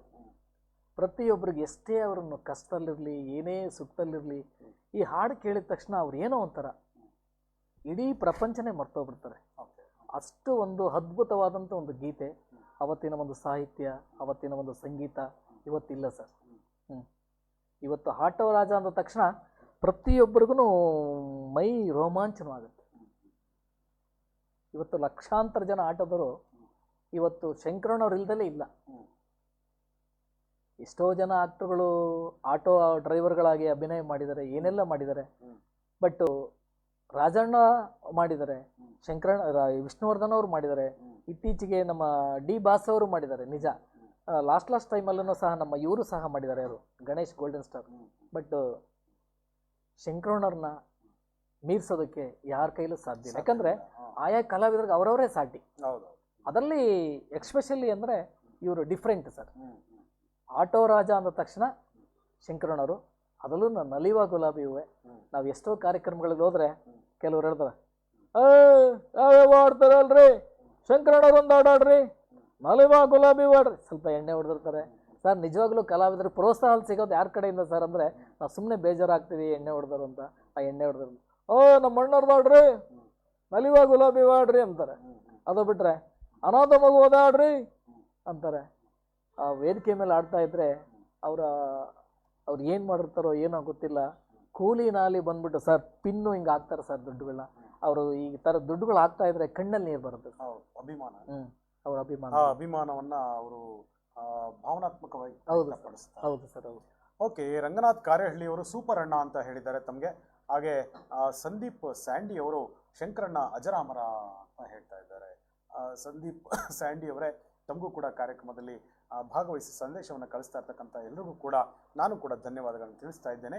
ಹಾಗೆ ಫರೀದಾ ಬಾನು ಇದ್ದಾರೆ, ಶಿವಮೂರ್ತಿಯವರು ಕೂಡ ಕಾರ್ಯಕ್ರಮದಲ್ಲಿ ಇದ್ದಾರೆ. ಹಾಗೆ ಮುಂದುವರಿತಾ ಹೋದರೆ ದಿವುಶಂಕರ್ ಅವರೇ, ಮೊದಲನೇದಾಗಿ ತಾವು ಯಾವ ರೀತಿ ರಂಗ ಪ್ರವೇಶ ಮಾಡಿದ್ರಿ ಅಂದ್ರೆ ನಿಮ್ಮ ವೇದಿಕೆ ಹೇಗಿತ್ತು, ಮೊದಲನೇ ವೇದಿಕೆ ಅಂತ? ಸರ್ ನಾನು ಚಿಕ್ಕ ವಯಸ್ಸಲ್ಲಿ ಅಲ್ಲಿ ಪ್ರತಿ ವರ್ಷನೂ ಒಂದೊಂದು ಅಲ್ಲಿ ನಾಟಕ ಮಾಡಿಸ್ತಾ ಇದ್ರು. ಅದರಲ್ಲಿ ಏನು ಆಂಜನೇಯನ ಪಾತ್ರಗಳು ಮಾಡಬೇಕಾಗುತ್ತೆ ಸರ್. ಅಂದರೆ ಕೋತಿಗಳಿರ್ತಾರಲ್ಲ, ಮರಿ ಸೈನ್ಯಗಳಿರ್ತಾರಲ್ಲ, ಸೈನ್ಯ, ಆ ಮರಿ ಸೈನ್ಯದಲ್ಲಿ ನನ್ನೊಬ್ಬನ ತೊಗೊಂಡಿದ್ರು ಸರ್. 1ನೇ ಕ್ಲಾಸ್ 2ನೇ ಕ್ಲಾಸ್ ಇರ್ಬೇಕು ಸರ್. ಭಾರಿ ಬಾಲ್ಯದಲ್ಲಿ ನನ್ನ ಸ್ನೇಹಿತರೆಲ್ಲ ಭಾರಿ ಅವತ್ತು ನಾಟಕ ಮುಗಿದ್ಮೇಲೆ ಭಾಳ ಹೊಗಳರು. ಸೇಮ್ ನೀನು ಮಂಗನ್ ತನನೇ ಮಾಡ್ದೆ ಕಣೋ, ಹಿಂಗೆ ಇದು ಮಾಡ್ತಾ ಇದ್ದೆ, ಸೇಮ್ ಮಂಗುಗಳು ಹೆಂಗೆ ಮಾಡ್ತಾರೋ ಹಂಗೆ ಮಾಡ್ತಾ ಇದ್ದೆ ಅಂತಂದೇಳಿ. ಫಸ್ಟ್ ನಾನು ಮುಖಕ್ಕೆ ಬಣ್ಣ ಹಚ್ಚಿದ್ದು ಇದರಲ್ಲಿ ನಾಟಕದಲ್ಲಿ ಸರ್. ಯಾವ ನಾಟಕ ಅಂತ ಅದು ನೆನಪಿಲ್ಲ ಸರ್. ಒಟ್ಟು ಪೌರಾಣಿಕ ನಾಟಕ. ಆಂಜನೇಯನ ಜೊತೆನಲ್ಲಿ ನಾವು ಕಪಿ ಸೈನ್ಯಗಳು ಸುಮಾರು ಒಂದು 10 ಜನ ಹುಡುಗರಿಗೆ ಸಣ್ಣ ಸಣ್ಣ, ಯಾಕಂದ್ರೆ ಮರಿಗಳು ಬೇಕಲ್ಲ, ಮರಿ ಸೈನ್ಯಗಳು, ಕಪಿ ಸೈನ್ಯ. ಸೊ ಹಾಗಾಗಿ ನಮಗೆ ವೇಷಗಳಾಗ್ಬಿಟ್ಟು ಬಣ್ಣ ಹಚ್ಚಿದ್ದು ಅದು ಪ್ರಥಮ ಬಾರಿಗೆ. ಅದರಿಂದಾಗಿ ನಮ್ಮ ಅಣ್ಣವರು ಸಹ ಒಳ್ಳೊಳ್ಳೆ ಗೀತೆಗಳನ್ನ ಆಡ್ತಾ ಇದ್ರು ಅವತ್ತಿನ ಕಾಲದಲ್ಲಿ. ಅವರು ಡಬಲ್ ಟ್ಯೂನಲ್ಲೂ ಆಡೋರು, ನಾಗರಾಜ್ ಅಂತ ಹೇಳಿ. ಕೆಲವು ಇದನ್ನೆಲ್ಲ ಆರ್ಟಿಸ್ಟ್ ಎಲ್ಲ ಬರೆಯೋರು ಸರ್. ಕಾಮನ ಬಿಲ್ಲು ಫಿಲಿಮಿಂದು ಅದೆಲ್ಲ ಬರೆಯೋರು. ಅದನ್ನು ರಾಘವೇಂದ್ರ ರಾಜ್ಕುಮಾರ್ ಅವ್ರಿಗೂ ಸಹ ತಗೊಂಡೋಗಿ ತೋರಿಸಿದ್ದೆ. ರಾಘವೇಂದ್ರ ರಾಜ್ಕುಮಾರ್ ಸರ್ ಅವರು ಇಲ್ಲಿ ಮಾರಿಕಡಿಮೆಯಲ್ಲಿ 2 ದಿನ ಶೂಟಿಂಗ್ ನಡೀತು ಸರ್, ಪ್ರೇಮ ಮತ್ತು ರಾಘವೇಂದ್ರ ರಾಜ್ಕುಮಾರ್ ಆಟ ಹುಡುಗಾಟ ಅಂತ. ಆ ಸಂದರ್ಭದಲ್ಲಿ 2 ದಿನ ನಾನು ರಾಘಣ್ಣ ಅವ್ರ ಜೊತೆನಲ್ಲಿದ್ದೆ. 2 ದಿನ ಜೊತೆಗೆ ಇಟ್ಕೊಂಡಿದ್ರು. ಆಗ ನಮ್ಮ ಅಣ್ಣವ್ರು ಬರೆದಂಥ ಚಿತ್ರಗಳನ್ನೆಲ್ಲ ತಗೊಂಡೋಗಿ ತೋರಿಸ್ತಾ ಇದ್ದೆ, ಖುಷಿ ಪಡೋರು. ಆಮೇಲೆ ದೂರದ ಬೆಟ್ಟ ಜುಟ್ಟು ಕಟ್ಕೊಂಡು ಇದನ್ನೆಲ್ಲ ಇದು ಮಾಡೋದು, ಅದನ್ನೆಲ್ಲ ಬರೆದಿದ್ರು ನಮ್ಮ ಅಣ್ಣವರು, ತಗೊಂಡೋಗಿ ತೋರಿಸ್ತಾ ಇದೆ. ಸಿಡಿದಿದ್ದ ಸಹೋದರ ಫಿಲಿಮ್ ರಿಲೀಸ್ ಆಯಿತು. ಆ ಟೈಮಲ್ಲಿ ಅಲ್ಲೊಂದು ಸಂಘ ಇತ್ತು, ಆ ಸಂಘದವ್ರು ನಮ್ಮ ಅಣ್ಣರ ಹತ್ರ ಅದನ್ನು ಬರ್ಸಿದ್ರು. ಆ ಬೋರ್ಡನ್ನು ಇಡೀ ಊರಲ್ಲೆಲ್ಲ ಮೆರವಣಿಗೆ ಮಾಡಿದ್ರು. ಹಾಗಾಗಿ ಅವರು ಸಹ ಕಲಾವಿದರಾಗಿದ್ದರು. ಆಮೇಲೆ ನಮ್ಮ ತಂದೆಯವರು ಸಹ ಮೂಲತಃ ಅವರು ಕುಂತಿ ಪಾತ್ರಗಳೆಲ್ಲ ಮಾಡ್ತಾ ಇದ್ರಂತೆ ರಂಗಭೂಮಿ ಇದರಲ್ಲೆಲ್ಲ. ಆಮೇಲೆ ಅತಿ ಹೆಚ್ಚು ಕುಂತಿ ಪಾತ್ರ ಮಾಡೋರಂತೆ. ನಾನು ಅವಾಗ ಕುಂತಿ ಪಾತ್ರ ಮಾಡಿದ್ವಿ ಕಣಪ್ಪ, ನೀವು ಮನೆಯಲ್ಲಿ ಇಷ್ಟೊಂದು ಜನ 6 ಜನ ಮಕ್ಕಳು ಅಂತಂದು ಹೇಳೋರು. ಕರ್ಣನ್ ಥರ ಈಗ ಹೆಣ್ಣು, ಈಗ 6 ಜನ ಇದ್ವಿ, ಕರ್ಣನ್ ಥರ ನಿಮ್ಮ ಅಕ್ಕ ಕೊಟ್ಟು ಮನೆಗೆ ಹೋಗ್ತಾಳೆ, ನೀವು 6 ಜನ ಗಂಡು ಮಕ್ಕಳು, ಅದಕ್ಕೆ ಕಣಪ್ಪ ಸ್ವಲ್ಪ ನಮಗೆ ಕಷ್ಟ. ಅದಕ್ಕೆ ಈಗ ನನಗೆ ಈ ವಯಸ್ಸಿಗೆ ಸ್ವಲ್ಪ ಕಿವಿ ಕೇಳಲ್ಲ, ಕುಂತಿ ಅದರಲ್ಲಿ ಕಿವುಡಿ ಗೀತೆಗಳೆಲ್ಲ ಹಾಡ್ತಾ ಇದ್ರು ನಮ್ಮ ತಂದೆಯವರು. ಅಂದ್ರೆ ಒಂದು ಹಿನ್ನೆಲೆ ಇದೆ. ಶ್ರೀಯುತ ವೀಕ್ಷಕರೇ, ಈಗ ಒಂದೇನೆಂದ್ರೆ ವಿಶೇಷವಾಗಿ ಶ್ರೀಯುತ ಡಾಕ್ಟರ್ ದಿವುಶಂಕರ್ ಅವರು ವಿಶೇಷವಾಗಿ ಜೂನಿಯರ್ ಶಂಕರನಾಗರವರಾಗಿ ಏನು ವೇದಿಕೆಗಳಲ್ಲಿ ತಮ್ಮ ಒಂದು ಕಲಾ ಪ್ರತಿಭೆಯನ್ನು ಪ್ರತಿಬಿಂಬಿಸ್ತಾ ಇದ್ದಾರೆ. ಅದರಂತೆ ಅವರು ರಂಗಭೂಮಿ ಕಲಾವಿದರು ಕೂಡ ಹೌದು. ಅದರ ಮತ್ತೆ ವಿಶೇಷವಾಗಿ ಇತ್ತೀಚೆಗೆ ಮೂಡಿ ಬರ್ತಾ ಇರ್ತಕ್ಕಂಥ ಒಂದು ಕನ್ನಡ ಚಿತ್ರರಂಗದ ಒಂದು ವಿಶೇಷವಾದಂಥ ಒಂದು ಮಹತ್ವಾಕಾಂಕ್ಷೆ ನಿರೀಕ್ಷೆಯ ಒಂದು ಗೋಲ್ಡನ್ ಸ್ಟಾರ್ ಗಣೇಶ್ ಅವರ ಒಂದು ಚಿತ್ರ ಪಿನಾಕ ಅನ್ನೋ ಒಂದು ಚಿತ್ರದಲ್ಲಿ ಕೂಡ ಒಂದು ಶ್ರೀಯುತ ಹಿರಿಯ ಕಲಾವಿದರಾದಂಥ ಹೊನ್ನವಳ್ಳಿ ಕೃಷ್ಣರವರ ಜೊತೆ ಒಂದು ಸಹಾಯಕರಾಗಿ ಕಾರ್ಯನಿರ್ವಹಿಸಿ ಅದರಲ್ಲಿ ಕಿರುತೆರೆ ಅಂದರೆ ಹಿರಿತೆರೆಯನ್ನು ಕೂಡ ಸ್ಕ್ರೀನ್ ಮೇಲೆ ಶೇರ್ ಮಾಡಿದ್ದಾರೆ, ಅವ್ರ ಜೊತೆ ಸ್ಕ್ರೀನ್ ಶೇರ್ ಮಾಡಿದ್ದಾರೆ. ಅದು ಕೂಡ ಇನ್ನೇನು ಮುಂಬರುವ ದಿನಗಳಲ್ಲಿ ಸಾಕಷ್ಟು ಒಂದು ರಾಜ್ಯಾದ್ಯಂತ ಬಿಡುಗಡೆ ಆಗಲಿದೆ. ಶ್ರೀಯುತ ಡಾಕ್ಟರ್ ದಿವುಶಂಕರ್ ಅವರು ಚಿತ್ರ ನಟರಾಗಿಯೂ ಕೂಡ ತಮ್ಮನ್ನು ಗುರುತಿಸ್ಕೊಂಡಿದ್ದಾರೆ. ರಂಗಭೂಮಿ ಕಲಾವಿದರಾಗಿ ಮತ್ತೆ ಯಾವ ಪಾತ್ರಗಳನ್ನು ಮಾಡಿದ್ದೀರಿ ತಾವುಗಳು? ಸರ್, ಹಳ್ಳಿಗುಗ್ಗು ಮಲ್ಲೆ ಮಗ್ಗು ಅನ್ನೋ ಒಂದು ನಾಟಕ, ಅದೇ ಗಣೇಶನಲ್ಲಿ ಇದು ಮಾಡ್ತಾ ಇದ್ದಿದ್ದು. ಅದರಲ್ಲೂ ಸಹ ನನಗೆ ಅವತ್ತಿನ ಕಾಲದಲ್ಲೇ ಸಬ್ ಇನ್ಸ್ಪೆಕ್ಟರ್ ಪಾತ್ರ ಕೊಟ್ಟಿದ್ರು ಸರ್. ಆ ಏರಿಯಾದಲ್ಲೆಲ್ಲ ಪುಂಡ್ರು ಪೊಕ್ಕರು ಎಲ್ಲ ಬಂದು ಇದು ಮಾಡ್ತಾ ಇರ್ತಾರೆ, ಹೆಣ್ಮಕ್ಳಲ್ಲಿ ಸುರಕ್ಷಿತವಾಗಿ ಓಡಾಡೋದಕ್ಕೆ ಆಗ್ತಾ ಇರಲ್ಲ, ಭಾಳಷ್ಟು ಜನ ಹೆಣ್ಮಕ್ಳು ಬಂದು ಹೇಳ್ಕೊಂಡಿರ್ತಾರೆ. ಆ ಸಂದರ್ಭದಲ್ಲಿ ನೈಟ್ ಇದ್ಕಿದ್ದಂಗೆ ಹೋಗ್ಬಿಟ್ಟು ಅಲ್ಲಿ ಯಾರ್ಯಾರು ಪುಂಡು ಪೋಕ್ರುಗಳಲ್ಲಿ ಕೂತ್ಕೊಂಡು ಅಲ್ಲಿ ಗಲಾಟೆ ಮಾಡ್ತಾ ಇರ್ತಾರೆ, ಓಡಾಡೋ ಹೆಣ್ಮಕ್ಳಿಗೆ ತೊಂದರೆಗಳು ಕೊಡ್ತಾರೆ, ಅವ್ರನ್ನೆಲ್ಲ ಹಿಡಿದು ಹೊಡೆದು ಜೈಲಿಗೆ ಹಾಕೋ ಒಂದು ಸೀನೆಲ್ಲ ಇದ್ದು ಸರ್. ಅದೆಲ್ಲ ಮಾಡಿದ್ವಿ. ಮತ್ತು ಅದಾದಮೇಲೆ ಕಪ್ಪು ಕನ್ನಡಕ ಅಂತೇಳಿ ಒಂದು ಇದು ಮಾಡಿದ್ವಿ ಸರ್. ಅದರಲ್ಲಿ ಒಂದು ಅಜ್ಜಿ ಪಾತ್ರ ಕೊಟ್ಟಿದ್ರು ಸರ್. ಅಂದರೆ ತೀರಾ ಅಜ್ಜಿದು ಅಲ್ಲ, ವಯಸ್ಸೋಗ್ತಾ ಆ ಥರ ಆಗುತ್ತೆ. ಅದರಲ್ಲಿ ಒಂದು ಹಾಡು ಬರುತ್ತೆ ಸರ್. ಹೆಂಡ್ತಿ ಕೆಲಸದಲ್ಲಿರ್ತಾಳೆ, ಗಂಡ ನಾನು ಮನೆಯಲ್ಲಿರ್ತೀನಿ, ನನಗೇನು ಬೇರೆ ಕೆಲಸ ಇರಲ್ಲ. ಹೆಂಡ್ತಿ ಡ್ಯೂಟಿಗೆ ಹೋಗ್ತಾಳೆ, ಸಾಕು. ಅದರಲ್ಲಿ ಒಂದು ಹಾಡಿದೆ ಸರ್, ಸಾಕು ದೇವ ಸಾಕು, ನಾ ಬಾಳಿದ್ದೆ ಸಾಕು, ಆಫೀಸು ಕೆಲಸ ಅವಳ ಪಾಲು, ಇದು ಏನಿದು ಬಟ್ಟೆ ಒಗೆಯೋದು ನೆಲ ಒರೆಸೋದು ನನ್ನ ಪಾಲು ಆಫೀಸು ಕೆಲಸ ಅವಳ ಪಾಲು, ಮನೆಯ ಕೆಲಸ ನನ್ನ ಪಾಲು, ಸಾಕು ದೇವ ಸಾಕು, ನಾ ಬಾಳಿದ್ದು ಸಾಕು ಅಂತ ಒಂದು ಹಾಡೆಲ್ಲ ಇದೆ ಸರ್. ಇವನ್ನೆಲ್ಲ ಹೀಗೆ ಮಾಡ್ಕೊಂಡು ಬರ್ತಾ ಇದ್ರು. ಬಟ್ ಯಾಕಂತಂದರೆ ಆಗ ಯಾರೂ ನಮಗೆ ಸಪೋರ್ಟಿಂಗ್ ಇಲ್ಲ ಸರ್. ಮುಂಚೆಯಿಂದಲೂ ಸಪೋರ್ಟಿಂಗ್ ಇಲ್ಲ, ಒಂಟಿ ಹೋರಾಟ. ಅವಾಗೆಲ್ಲ ಗಣೇಶನ ಕೂರಿಸೋ ಟೈಮಲ್ಲಿ ಒಂದು ಸ್ವಲ್ಪ ಹಿಂಗೆ ಹುಡುಗರು ಸೇರ್ಕೊಳೋರು.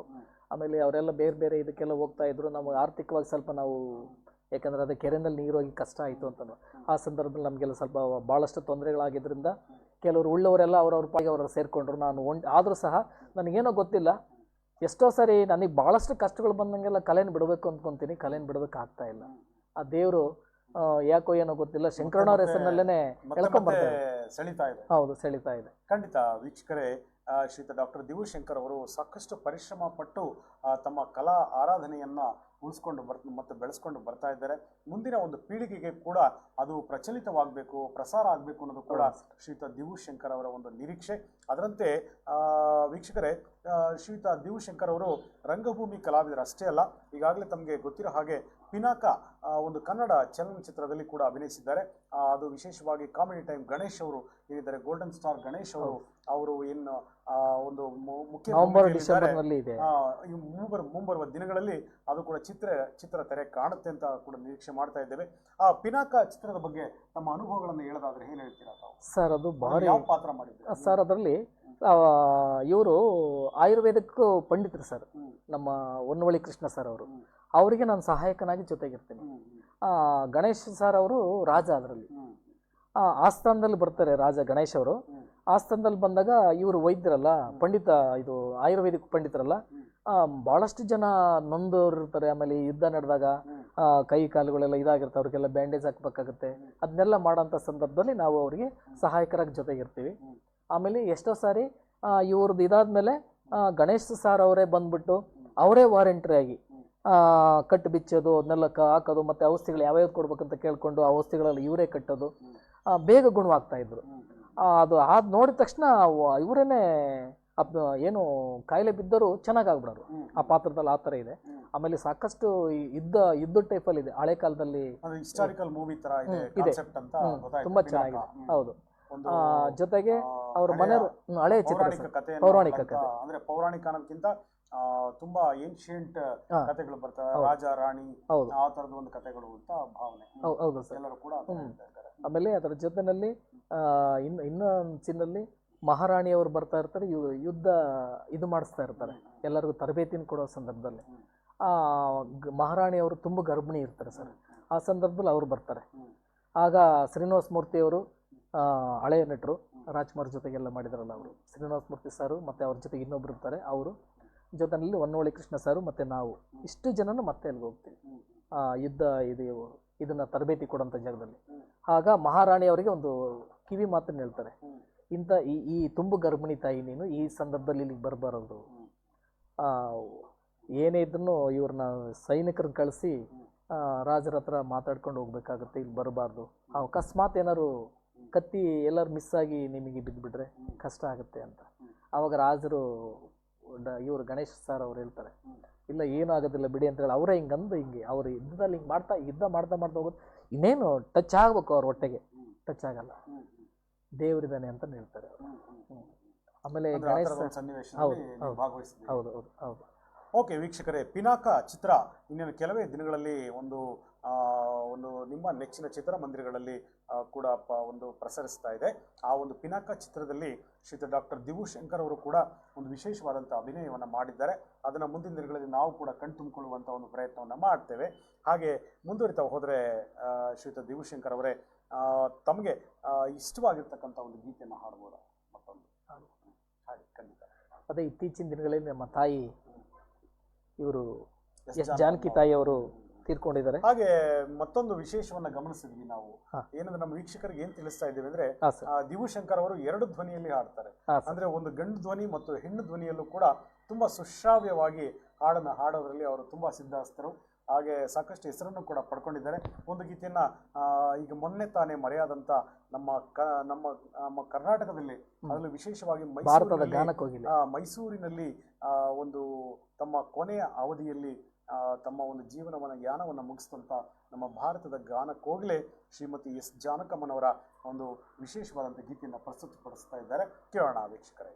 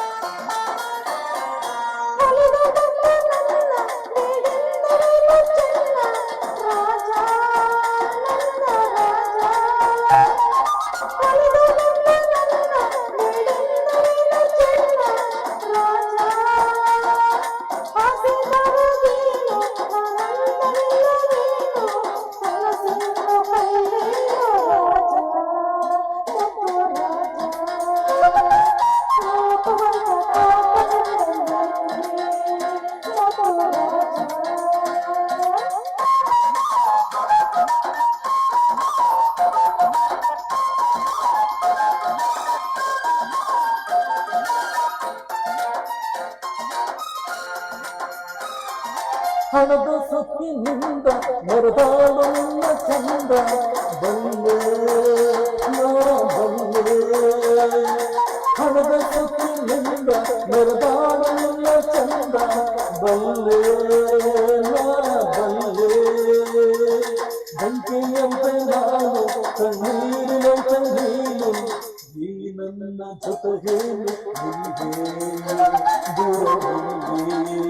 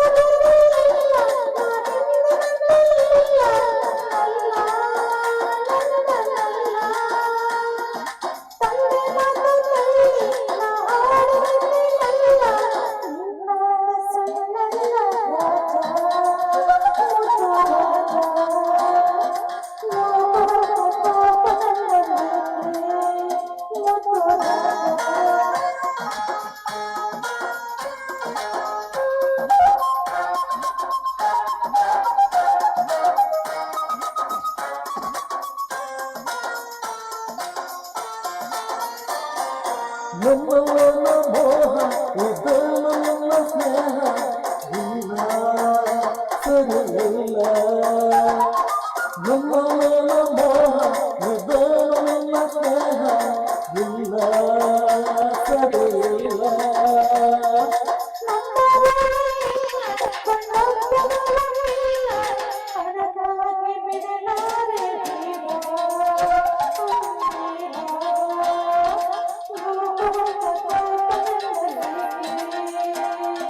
ಪ್ರೀತಿಯಿಂದ ಮೈಯ ಬೆಳೆಸಬೇಕು ಇನ್ನು ಸಾಕಿ.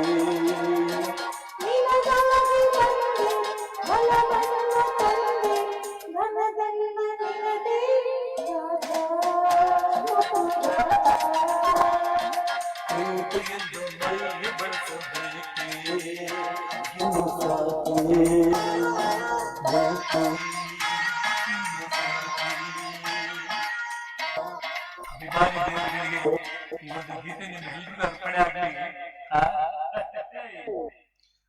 ವಿಶೇಷವಾಗಿ ಸಂಪತ್ತಿಗೆ ಸವಾಲ್ ಚಿತ್ರದ ಒಂದು ವಿಶೇಷವಾದ ಗೀತೆಯನ್ನ ಶ್ರೀಯುತ ಡಾಕ್ಟರ್ ದಿವು ಶಂಕರ್ ಅವರು ಪ್ರಸ್ತುತಪಡಿಸಿದ್ದಾರೆ. ಅವರಿಗೆ ಪ್ರೀತಿಪೂರ್ವಕವಾದಂತ ಅಭಿನಂದನೆಗಳನ್ನು ತಿಳಿಸ್ತಾ ಇದ್ದೀವಿ. ತುಂಬಾ ವಿಶೇಷವಾಗಿತ್ತು ಸರ್. ಜಾನಕಿ ಅಮ್ಮನವರ ವಾಯ್ಸು ನಿಜವಾಗ್ಲೂ ಕೂಡ ಕೇಳಿ ಖುಷಿ ಆಯ್ತು ನಮ್ಗೆ. ನಮ್ಮ ಎಲ್ಲ ವೀಕ್ಷಕರು ಕೂಡ ಸಾಕಷ್ಟು ಈ ಒಂದು ಕಾರ್ಯಕ್ರಮವನ್ನ ವಿಶೇಷವಾಗಿ ಸ್ವೀಕರಿಸ್ತಾ ಇದ್ದಾರೆ. ಹಾಗೆ ಶಿವಮೂರ್ತಿ ಅವರು ಸೂಜಿಕಲ್ ಗುಡ್ ಅಂತ ಹೇಳ್ತಾ ಇದ್ದಾರೆ ಕಾರ್ಯಕ್ರಮವನ್ನ. ಹಾಗೆ ವಿಕ್ಕಿ ಮಾಸ್ಟರ್ ಅವರು ಕೂಡ ಕಾರ್ಯಕ್ರಮದಲ್ಲಿ ಭಾಗವಹಿಸಿ ಅವರ ಅಭಿಪ್ರಾಯಗಳನ್ನ ಹಂಚಿಕೊಳ್ತಾ ಇದ್ದಾರೆ. ವಿಶೇಷವಾಗಿ ಡಾಕ್ಟರ್ ದಿವು ಶಂಕರ್ ಅವರೇ, ಈಗ ಮುಂದುವರಿತಾ ಮಾತನಾಡ್ತಾ ಹೋದ್ರೆ ಇನ್ನು ಸಾಕಷ್ಟು ವಿಷಯಗಳನ್ನ ಚರ್ಚೆ ಮಾಡುವಂತ ಒಂದು ವಿಶೇಷತೆ ಇದೆ. ಹಾಗೆ ಈ ಒಂದು ಕಾರ್ಯಕ್ರಮದಲ್ಲಿ ಕಲಾವಿದರಾಗಿ ನಿಮ್ಮ ಅನಿಸಿಕೆಯನ್ನ ಏನ್ ಹೇಳಕ್ಕೆ ಇಷ್ಟಪಡ್ತೀರಾ ಸರ್? ಕಲಾವಿದರಾಗಿ ಅಂತಂದ್ರೆ ಸರ್, ಕಲಾವಿದರು ಈ ದೇಶದ ಒಂದು ಸಂಪತ್ತು ಸರ್. ಇವತ್ತೇನಾರು ನಮ್ಮ ದೇಶ ನಾಡು ನುಡಿ ಉಳಿಬೇಕು ಅನ್ನೋದಾದ್ರೆ ಯೋಧರನ್ನೊಬ್ಬರು ಬಿಟ್ರೆ, ನೆಕ್ಸ್ಟ್ ನಮ್ಮ ರೈತರನ್ನ ಬಿಟ್ರೆ, ನಾಡು ನುಡಿ ಸೌಂದರ್ಯದ ಬಗ್ಗೆ ತಗೊಂಡ್ರೆ ನಮ್ಮ ಕಲಾವಿದರು ಸರ್. ಇವತ್ತು ಕಲಾವಿದರಿಗೆ ಸರಿಯಾದ ರೀತಿಯಲ್ಲಿ ನೆಲೆ ಇಲ್ಲ ಸರ್. ಕಲಾವಿದರಿಗೆ ಸರಿಯಾದ ರೀತಿಯಲ್ಲಿ ಒಂದು ನೆಲೆ ಸಿಗಬೇಕು ಅಂತ ಹೇಳಿದ್ರೆ ಅದು ಸರ್ಕಾರದವ್ರು ಗಮನ ಹರಿಸ್ಬೇಕಾಗುತ್ತೆ ಸರ್. ಯಾವುದೇ ಸರ್ಕಾರ ಆಗಿರ್ಬೋದು, ನಾವು ಯಾರನ್ನು ಟೀಕೆ ಮಾಡೋದಿಲ್ಲ. ಯಾಕಂದ್ರೆ ಇವತ್ತು ಕಲಾವಿದರನ್ನ ಉಳಿಸಿದ್ರೆ ಈ ನಾಡು ನುಡಿ ಸೌಂದರ್ಯ ಉಳಿಯುತ್ತೆ ಸರ್. ಅದನ್ನ ಉಳಿಸೋ ನಿಟ್ಟಿನಲ್ಲಿ ಇವರು ಸರ್ಕಾರದವ್ರು ಮಾಡಬೇಕಾಗುತ್ತೆ. ಕಲಾವಿದರು ಅಲ್ಲದೆ ಇರೋರಿಗೆ ಎಷ್ಟೋ ಅನುದಾನಗಳು ಕೊಡ್ತಾರೆ ಸರ್. ಯಾವುದೋ ಸುಮ್ಮನೆ ಸಂಘ ಕಟ್ಕೊಂಡಿದ್ದವ್ರಿಗೆಲ್ರಿಗೂ ಅನುದಾನಗಳು ಕೊಡ್ತಾರೆ. ಇವತ್ತು ಎಷ್ಟೋ ಜನ ಕಲಾವಿದರು ಸರ್ ಚಿಕ್ಕ ವಯಸ್ಸಲ್ಲೇ ತೀರ್ಕೊಂಡೋಗಿದ್ದಾರೆ. ನಿಜವಾಗ್ಲೂ ಸರ್, ಕಲಾವಿದರಿಗೆ ವೇದಿಕೆ ಮೇಲಿದ್ದಾಗ ಮಾತ್ರ ಸಂತೋಷ ಸರ್. ಆ ಕಾರ್ಯಕ್ರಮ ಇಲ್ಲ ಅಂತಂದು ಹೇಳಿದ್ರೆ ಮೀನೇಗೆ ನೀರಿನಿಂದ ಹೊರಗಡೆ ಬಿದ್ದು ಲಿಬಿ ಲಿಬಿ ಒದ್ದಾಡುತ್ತಲ್ಲ, ಒಂದು ಕಲಾವಿದರ ಜೀವನ ಆ ರೀತಿ ಲಿಬಿ ಲಿಬಿ ಲಿಬಿ ಲಿಬಿ ಒದ್ದಾಡ್ತಾ ಇರುತ್ತೆ. ಅವ್ರಿಗೆ ಬರೇ ಸರ್ಕಾರ ಒಂದೇ ಅಲ್ಲ, ಯಾಕಂದ್ರೆ ನಾವು ಬರೇ ಸರ್ಕಾರನೇ ಹೊಣೆ ಮಾಡಬಾರ್ದು.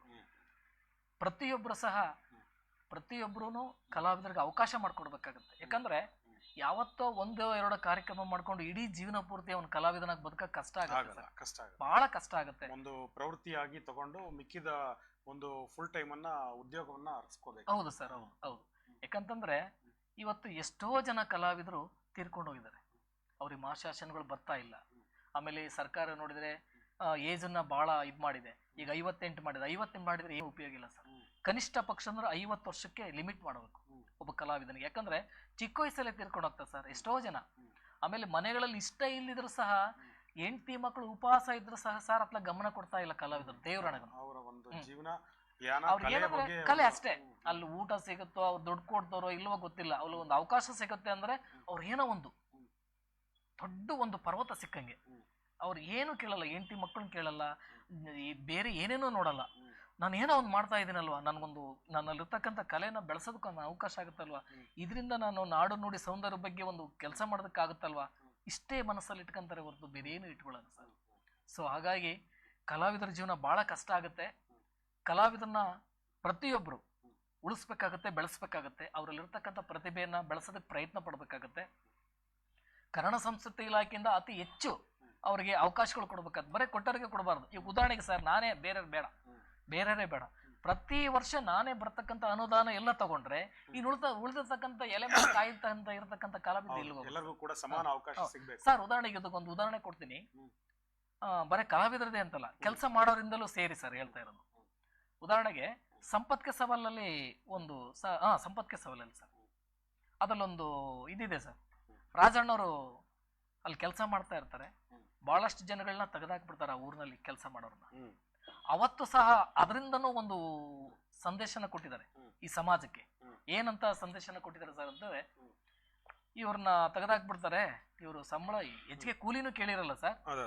ಇವರು ಅದೇ ಒಂದು ಟೈಮಿಂಗ್ಸು, ಇಷ್ಟು ಕೊಡ್ರಿ ಇಷ್ಟು ಬಿಡ್ರಿ ಅಂತ ಕೇಳೋದಕ್ಕೋಸ್ಕರ ಅವತ್ತಿನೂ ₹1 ₹2 ಲೆಕ್ಕಾಚಾರಕ್ಕೆ ಇರುತ್ತೆ. ಅವತ್ತೇ ಸಂಘರ್ಷ ಆಗಿದೆ ಕಲಾವಿದರಿಗೂ ಅಲ್ಲಿ ಸ್ಥಳೀಯವಾಗಿ ಬಡತನದಲ್ಲಿರ್ತಕ್ಕಂಥವ್ರಿಗೆ.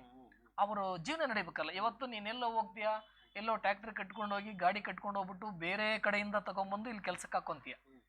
ಇಲ್ಲಿ ಸ್ಥಳೀಯವಾಗಿರ್ತಕ್ಕಂಥ ಬಡ ಜನಗಳು ಕೂಲಿ ಮಾಡೋರು ಅಥವಾ ಇದನ್ನ ಏನು ಕಲೆ ಮುಂದುವರ್ಸ್ಕೊಂಡು ಹೋಗೋರ್ ಗತಿ ಏನಾಗಬೇಕು? ಅದ್ರ ಎಲ್ರಿಗೂ ಅನ್ವಯಿಸುತ್ತೆ ಸರ್. ಅದು ಬರೀ ಕೂಲಿ ಮಾಡೋರಿಗೆ ಅಂತಲ್ಲ, ಏನು ಹೊಟ್ಟೆಪಾಡಿಗಾಗಿ ಅಂತ ಏನಿರ್ತಾರೋ ಆ ಸ್ಥಳೀಯವಾಗಿರ್ತಕ್ಕಂಥ ಎಲ್ಲಿ ಹೋಗ್ಬೇಕು ಅಲ್ವಾ? ಅವತ್ತೇ ಅಣ್ಣವರು ಅದರಲ್ಲಿ ಸಂದರ್ಶನ ಕೊಟ್ಟಿದ್ದಾರೆ. ಹಾಗಾಗಿ ಆಯಾ ಸ್ಥಳೀಯ ಕಲಾವಿದರಿಗೆ ಅವಕಾಶ ಕೊಡ್ಬೇಕು. ಉದಾಹರಣೆಗೆ ರಾಷ್ಟ್ರೀಯ ಹಬ್ಬಗಳು ನಡೀತವೆ. ಆ ರಾಷ್ಟ್ರೀಯ ಹಬ್ಬಗಳಲ್ಲಿ ಎಲ್ಲಿ ಸ್ಥಳೀಯ ಕಲಾವಿದರನ್ನ ಯಾರು ಗುರುತಿಸ್ತಿದ್ರೆ ಹೇಳ್ರಿ ನೋಡೋಣ. ಜಿಲ್ಲೆನಲ್ಲಾಗಲಿ ತಾಲೂಕುಗಳಲ್ಲಿ ಹೋಬಳಿಗಳಲ್ಲಿ ಯಾರು ಸ್ಥಳೀಯ ಕಲಾವಿದರನ್ನ ನೆನಪೇ ಮಾಡ್ಕೊಂತ ಇಲ್ಲ.